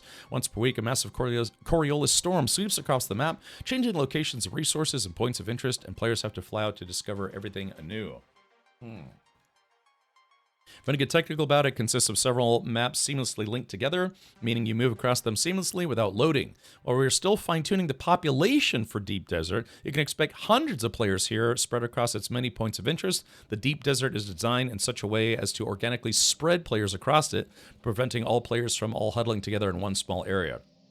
You share one Deep Desert with all the other players across servers, Haga Basins in your world. So once you leave your Haga Basin, you can meet other players from your world, either in the social hubs or the Deep Desert. So yeah, it sounds like for the Deep Desert content, where, you know, bigger battles and stuff might take place, it's going to support more concurrent players. But yeah, but the concept here is very specifically for your siege or server, 40 players concurrently. So if you're planning on having a group of like 100 players, and you're like, oh, let's all, you know, work on this structure together. It's like, well, unfortunately, if your group is that big, only 40 of you can get in at a time. And just remember, your group is not going to be the only one on that server. There could be, like, say like there's a popular streamer and then a less popular streamer like myself. You know, I'd be like, okay, we're going to choose this world and this server. We're going to choose Cornucopia as our server name. And I'm like, all right, so everyone starts trying to get in, and the next thing you know, some other streamer who's got like tens of thousands of active viewers or people who want to play. Next thing you know, it's like, bam, they just instantly fill up the server, and I've created a player on a server where no one else can join me because some other group or some other streamer has chosen that same exact server, and that would suck. So from there, it's like, well, great. Now I have to change to a different server, create a new character or whatever. Dune Awakening, the next WoW killer. Jad, they did confirm that they are no longer referring to this as an MMO. It's just an MO. It's a multiplayer online survival game. So they did some testing with up to 60 people in a siege server, so may change. And I've seen that before. Games that have already launched, they'll try doing like beta tests. They say the game is launched, but then they'll do like a test build or a test server build where they try to add more players and see how the game runs. That's pretty common for MMOs or multiplayer games. Funcom is going to add the ability to transfer, but not at launch. So yeah, so again, if it's like, I say the mods and we choose a server and we're like, okay, this seems to be pretty open, and then like I said, some other guild or some gaming group just happens to pick that same server. Next thing you know, bam, the server fills up instantly, and it's constantly pegged. It's constantly pegged with servers. So. But yeah, from what I remember of the worlds, and maybe J-Grind can confirm this, with the worlds, they are planning on having worlds more or less based on regions, world regions, like North America, like specific time zones in North America, time zones in Europe, time zones in Asia, I think Australia. So from there, you would want to choose your region and then maybe even a time zone. I was talking to Hankin about this, and he suggested that what we should probably do is do U.S. Central, because it would make it ping-wise a little more fair for everyone here in North America, because I'm based in North America. But of course, the further away you move time zone-wise from Europe or Asia, the worse it gets ping-wise for those of you who are planning on playing on a U.S. server to play with, you know, our group or another U.S. streamers group or whatever. Then Ko comes like, yeah, exactly. So, and you know, that's not a dig at Ko or anything. I'm just saying that, yeah, you know, it's just, he's going to fill up a server instantly. So it's just, that's just, you know, facts. But yeah, so if 40 seems kind of small, but maybe in order to make sure that the game plays well, they had to do that, because we've all played that game where it's like, hey, there's lots and lots and lots and lots of players on, and then the game gets progressively worse the more people play. Hey Cap, rather off topic, but me and friends were discussing it. Were you planning on doing DayZ again anytime soon? DayZ is one of those games, Evie, that I do jump back into every once in a while. It's like an itch that I have to scratch, kind of like what I'm doing right now on my inner thigh. But yeah, it's just I've been playing DayZ off and on ever since DayZ mod came out. So yeah, you know, I don't know anytime soon, especially not with Dune Awakening getting ready to come out. But yeah, it's one of those games that I end up playing eventually. We did do what did we do? We did like I don't know, like 2 or 3 weeks of DayZ at one point. Just Miami Bat let us play on his server for a while. Can you have more than one character on different servers? What did they just say? They just said something about that in the live stream. I think he said you could only have one server or one character per server, or was it one character per world? I can't remember. One character per world would be kind of tough, especially if you're planning on playing on different servers. Argonai says 3 times. Okay, so there's not going to be 4, there's going to be 3, but still, yeah. So Hankin was suggesting that we would play on U.S. Central, so that way it's kind of centralized for North America, but it would put us a little further away from Europe. I played on a German server. I played with a friend over on a German server, and yeah, my ping was like 150, and occasionally I'd rubber band a little bit, and it wasn't the worst thing ever, but yeah, it's going to be, I mean, that's just it. You're literally crossing entire continents. Unfortunately, I don't know, they haven't figured out how to get networking to be instant all the time all across the planet yet. I'm sure we'll get there eventually. Too many people and you would have nowhere to build at the start. That's true, yeah, because bases are, as long as you maintain them, they're permanent. So yeah, if they tried to have, instead of 40 players, well, so that's the thing. That's the thing is, it's 40 players concurrently, but it's hundreds of players not concurrently. So say they have a server cap of 250 people per server, only 40 people at a time can play concurrently. So, but yeah, so on your server, you might see actually quite a lot of bases and stuff. And they did put a mechanic mechanic in there to make sure that if you play for 2 days and they don't play for a month, your base despawns, because if it loses power, it loses its protection shield, and eventually the sands and storms, you know, destroy your base. And I honestly, they have to do that because you don't want a server littered with hundreds of abandoned bases because it makes the server chug. I used to run a DayZ mod server, and I got to experience that quite a lot. Just, yeah, once you have too much abandoned crap, it bogs down the server. I wonder what games he was thinking about when he said reskin games. The only one that comes to mind is Elden Ring. I don't know, you know, there's a lot of Call of Duty, even Call of Duty kind of just clones itself every year, right? Manitoban says, a long-time SC player, I can attest to the more players, more lag thing, right? So maybe that's just they first start, because I think this game is going to be considered early access, if I remember correctly. Hold on, let's see. Yeah, I think this game is actually going to be considered early access when it first comes out. Hold on, I can't remember if it's going to be, or if it's going to be considered 1.0 when it launches. Yeah, because there's Dune Awakening. It's going to be $50 USD. Dune Awakening Deluxe Edition is $20 more, and it gives you 5 days of early access, and then some other goodies. And then they have the Ultimate Edition, which is $90 USD. But I don't know if they're going to consider this an early access game or not. Because when games come out and they call it early access, that means that they're still literally making the game as they're allowing players to play it. It's early access has largely replaced, you know, what people consider to be alpha and beta in a broad context. You know, there are still concepts of alpha builds, beta builds, but a lot of games go into what's called early access, where it allows people to buy and play the game while they're still literally making the game.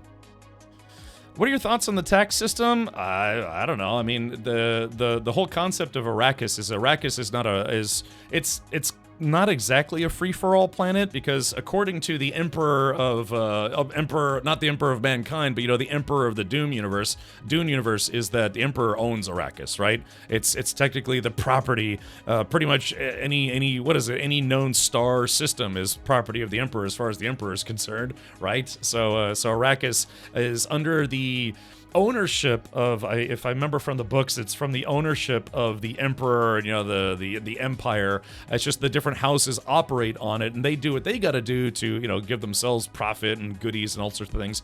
But technically, they still have to pay a tax to the Emperor. If not each member of the house paying a tax to the house, then the house has to pay a tax to the Emperor, because that's just the universe of Dune. Yeah. Sorry, instant internet will not work to the limitation of the speed of light. Well, that's what I'm saying, Argonite. It's like how can we lower? Yeah, how can we lower latency? Because current tech will never be current tech, right? I mean, there's the concept of reaching a cap of what we can do physically with technology, right? We're not there yet. That's the fun part, is we're just not there yet. So what people thought we couldn't do 20 years ago or 50 years ago, we're doing right now. Imagine what networking technology is going to be like 50 years from now. Maybe we'll hit that technological cap, but so far, until every house has like 1 terabit connections, we're not done yet, if that makes sense.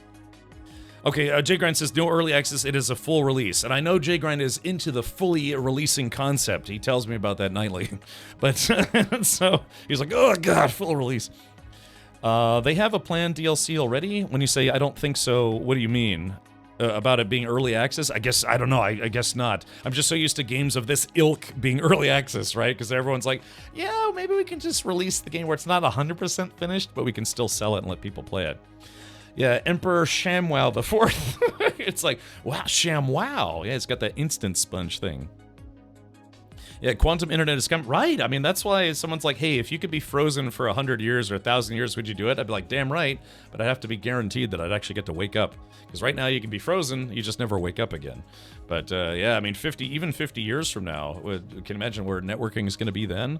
I mean, networking as a technology has only been around for what, 50 years? I want to say 40 years. Yeah, I guess it was where the invention of the intranet or internet. I don't know. I should know this. I used to be an IT guy, but you know. So it's. I mean, across the thousands of years that mankind has been around, we've only really kind of developed the internet in the last 50 years. So yeah, we got a long way to go. NASA had to shut down their quantum computer due to extraterrestrial signals it got via Voyager. Oh, yeah, Voyager. Yeah, yeah, I am Voyager. Cryo sleep, I don't think will ever happen. Never say never, Dovahkiin. You never know, man. You never know. We have access to the wealth of the world's information on a little handheld plastic and glass and metal device that we can take anywhere and use just about anywhere. You can access all of the information on Wikipedia at the touch of a button. If you had asked people if we could do that 20 years ago, they'd be like, "What are you, nuts? That's never going to happen. Are you kidding me?" Yeah, we effectively, compared to just 20, 30 years ago, we now have supercomputers in our pockets. So you just never know. You never know where technology is going to go in the future. So, yeah. That's why, I mean, maybe that's very naive and optimistic, but still, I mean, really. I mean, literally, we have the entirety of human knowledge accessible by a magic brick in our pockets. You know, I say a brick because my phone's kind of big and heavy, but yeah, you know, it's just crazy. You know, I have the ability to stream live video from my phone right to the internet to millions of people if I wanted to, or in today's case, a few hundred. So yeah, it's just technology. Although it seems normal to us now, 20 years ago, this would have been insane. It's absolutely insane. His brain ain't right, but it's fun. Look, it's true. But yeah. All right. So, yeah, well, anyways, what time is it? It's 2:28. Yeah, so normally I don't go live on Twitch until about 4 p.m. my time. But I'm thinking, yeah, we'll just keep going. So, again, shout out to Funcom for sponsoring today's co-stream. I am looking forward to playing the game. I will be starting in early access. So, again, yeah, I mean, the question is, though, it's like, man, am I really going to go live at 10 a.m.? I don't know. Yeah, stream from 10 to 10, have a 12-hour stream. And Henkin would be like, those are rookie numbers. You got to pump up those numbers. He'll stream for like 30 hours, sleep for 15 hours, wake up, and then stream for another 27 hours. It's brutal. 56.6 kbps is the speed limit of the internet over phone lines. Yeah, who would have thought? I still remember when my family got cable internet. It's like, oh my God, I don't have to wait 4 hours to download a picture anymore. I'm only 21.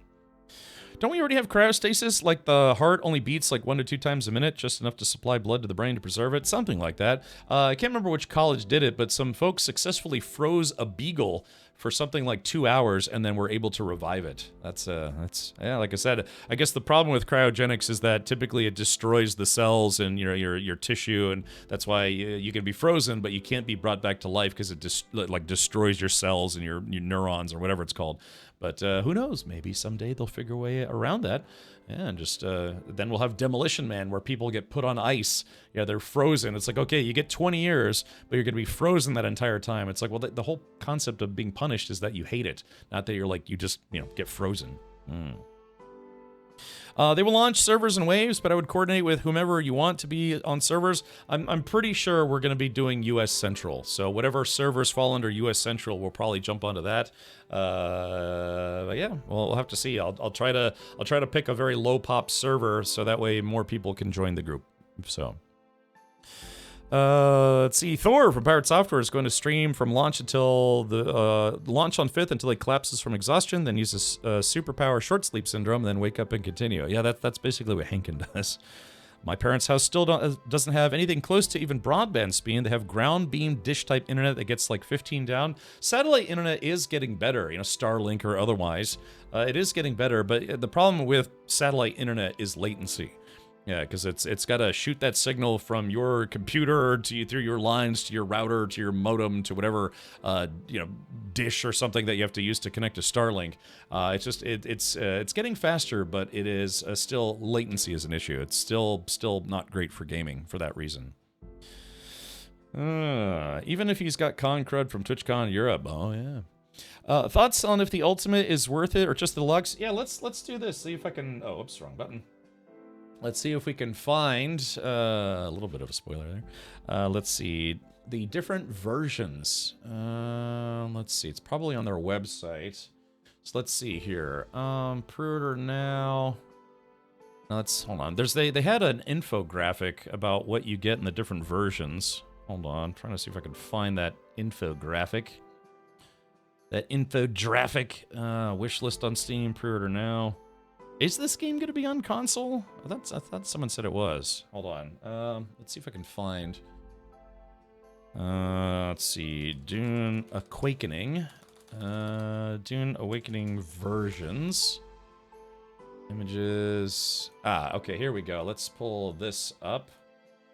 All right, sorry, this might be the most, not, gosh, I'm trying to find a more legible version. Hold on, give me a sec. Let's see, Dune Awakening. Here we go. This is the graphic I was looking for. Okay. All right, here it is. So, Dune Awakening is going to have 3 different versions: the Standard Edition, Deluxe Edition, and Ultimate Edition. Standard Edition gets you the base game, the Terrarium of Muad'Dib, the Sunset Dye Global Swatch, and not Head Start. But these 2 items are if you pre-order the game. So if you don't pre-order the game and you buy it, I guess, after launch, then all you get is the game. You don't get any extra goodies. But yeah, if you pre-order it, looks like you get access to a Terrarium and a Swatch, which literally everyone else will have. Deluxe Edition gets you the base game. If you pre-order, you get the Muad'Dib Terrarium, Sunset Dye Global Swatch, and you get to play. It says 15th of May. That is, the game's delayed by what? 2, 3 weeks, 3 weeks. So it's going to be June 5th now. But yeah, so you get that, and then you get what's called the Season Pass, which includes any future DLC, and then you get the Sardaukar Batar armor, whatever that's going to look like. Then finally, the Ultimate Edition is going to get you all the previously mentioned goodies, plus the Caladan Palace building set. You get the Dune 2021 film version of the still suit. You get the digital art book, the digital soundtrack, the Blue Dasher Ornithopter Swatch, and the Dusk Rider Sandbike Swatch. And the difference in price there between the base game and the Ultimate Edition is basically another $40. So you have to ask yourself if you think these extra goodies are worth the $40. Personally, I would say probably the best thing here is going to be the Caladan Palace building set, because if you want your base to look different than other players who don't get the Ultimate Edition, I don't know if this is going to be something that you can earn in-game, but hey, being able to build something that looks a little fancier than other people's buildings might get you some bragging rights for people who care. And the other thing is probably the soundtrack. The soundtrack for this game is probably going to be pretty awesome, so I'd say if those 2 things were worth it to you for the extra $40 total, including, the season pass and the other goodies, then sure. But there's also the Rail Blade skin for all pre-orders. Rail Blade skin. I don't know. It might have been something that they added since they published this, because again, this is old. This is the old thing where they mentioned 15th of May was going to be Head Start. It used to be the launch was going to be May 20th. It was delayed until June 10th. So, Middle one seems like a decent deal, so you don't have to buy DLC later. Yeah, if you play the game and you want early access to it, or, Head Start access, but you're like, maybe I'm not going to sink as many hours as I thought. But yeah, the difference between Deluxe and Ultimate is another $20. So you're basically getting $20. It's $20 extra for, the soundtrack, the art book, the still suit, the building set, and bragging rights. So yeah, like, ew, base edition peasants. No, it's fine. Let's see. Yeah, but that's on par with every game that has been released on Steam for the past decade. There are some people that are really starting to get upset about the whole early access, or like not early access, but like, getting into the game earlier than other players. It seems like that seems to be a big thing now, to get players to spend just a little bit more money. Even if it's like all you get is just a couple days of early access plus like an extra skin or 2. It's like, oh yeah, that's going to be $20-$30. Let's see. 2 of the 4 DLCs are cosmetic only, right? And then, but yeah, I would say getting access to a different building set, or an additional building set, and the soundtrack, because I don't know about you, but I actually genuinely like certain game soundtracks where I listen to them in my car, or I listen to them while I'm just at work or at home doing stuff. I was listening to the Minecraft soundtrack. I wasn't playing Minecraft, but I was just listening to it because I just like it. So it depends on if that's worth it to you or not. Yeah, I gotta wake the sleeper and pay for Ultimate Edition access.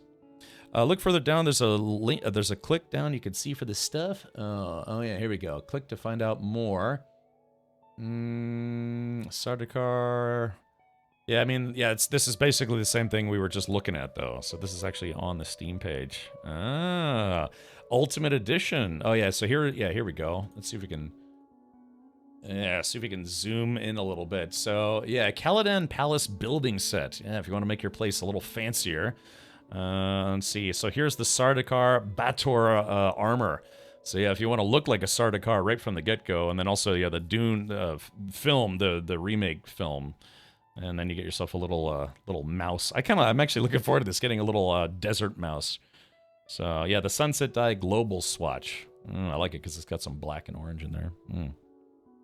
Cosmoro says the OST will be on YouTube anyways. Yeah, it doesn't take long before that stuff usually gets pumped out to YouTube, but still, you know, if it's worth it to you, because it's nice because from there, unless they have the songs listed individually, usually when people put OSTs on YouTube, it's just one long video. So if you want to get it as like MP3s or WAV files or Ogg Vorbis, if anyone still uses that, then typically the soundtracks usually come as MP3s or WAV files, and that can be nice if you're a, I don't know, audio purist, so to speak.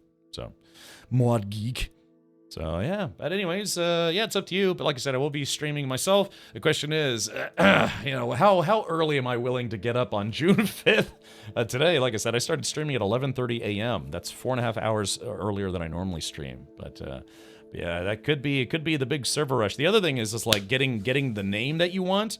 So given that there's going to be multiple world regions, and then in each world region there's going to be multiple servers, I'd like to think it wouldn't be too hard to get your name unless you're going to be like try to use a generic Dune name like what was it? You know Paul Muad'Dib, Lisan Al Gaib. Zendaya was a terrible choice for Dune remakes. You know that's someone's name. What was the character's name? You know, in the '84 movie, is played by Sean Young. And the 2021 version is played by Zendaya. What was that character's name? You know, it's Paul Muad'Dib's bang buddy or whatever, doing worm fiend. Chani, yeah, Chani. Yeah, I gotta be honest, man. I thought the newer movies were very good. She was a terrible choice for Chani. They cast her just because she's popular. She wasn't the right choice for that role at all. Ugh. It's a 40% higher price for the deluxe, 80% increase for the ultimate. Ooh. Oh, yeah, so you have to ask yourself if it's worth it or not. Jay Grind says she was a terrible... I know, they just cast her because she was like a popular right now actress. Not that she was actually right for the role. Yeah, she was... No, I'm not saying she's a bad actress, but, you know, it's like if you cast Jim Carrey to play King Charles in a biopic of the King of England. It's like, yeah, he's not a bad actor for what he does. It's just a terrible choice for that role. But yeah, completely unlikable. Yeah, I thought out of all the casting in the movies, or for the Dune movies, yeah, she was a terrible choice for that role. Yeah. But anyways, I don't know. I thought she was okay in the Spider-Man movies, but yeah, just very, very bad casting in that regard for Dune. But yeah, so anyways, I don't know if name reservations are gonna be a thing, or if it's like you get your name and then they just put a number beside your name. So that way, that's one way some game companies make it where you can get your name, but you have an individual number. So it's like Captain Richard number 2469. Yeah. Jason Momoa, though, nailed that casting. Yeah, he seemed like he was having fun. Yeah, it was just her, man. I mean, maybe some other questionable casting choices, but yeah, she was just really not a good pick for Chani. But unless I want to pay $1 billion to have the movies remade, we're stuck with her. Yeah. All right. Once Human does that, yeah. So we'll have to see. But I may try to, even if I don't go live like at 10 a.m., I might try to log into a server, like, get with the mods and we'll pick a server and then see if I can reserve my name nice and quick. So that way, because I don't know, it always irks me when I can't get my name in games.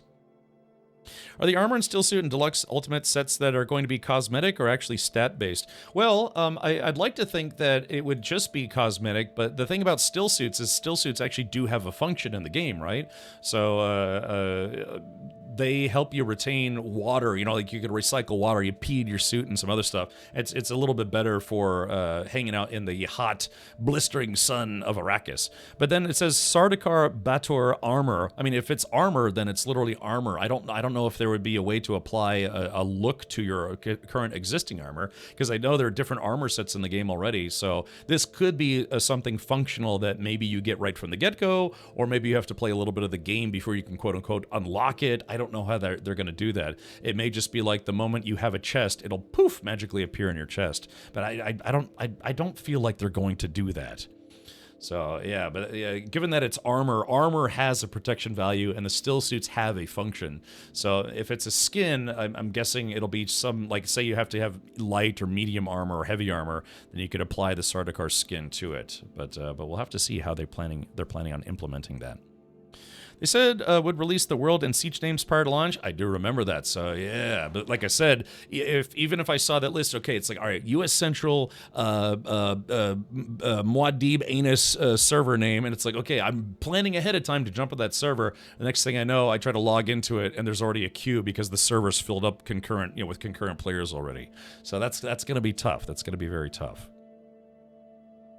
Many games, the extra gear is slightly better, but quickly replaced with other in-game crafted gear. Yeah, but I mean, Sardaukar armor. I mean, Sardaukar are the Emperor's own army dudes, are his own soldiers. They function as guards, they function as soldiers, they function as jerks, all sorts of stuff. So given that it's Sardaukar armor, if they made it where it's actual armor but it really sucks, that would almost be kind of what did you say, antithetical to what they are supposed to be like in the universe of Dune. I mean, these guys are supposed to be, arguably some of the best soldiers out there. Yeah, boy, first time I met them, I got my butt kicked in the game. Or those might have been the Chom mercenaries, but still. Yeah, these guys are not supposed to be lightweights. But then again, you do see one get killed pretty quickly, so who knows?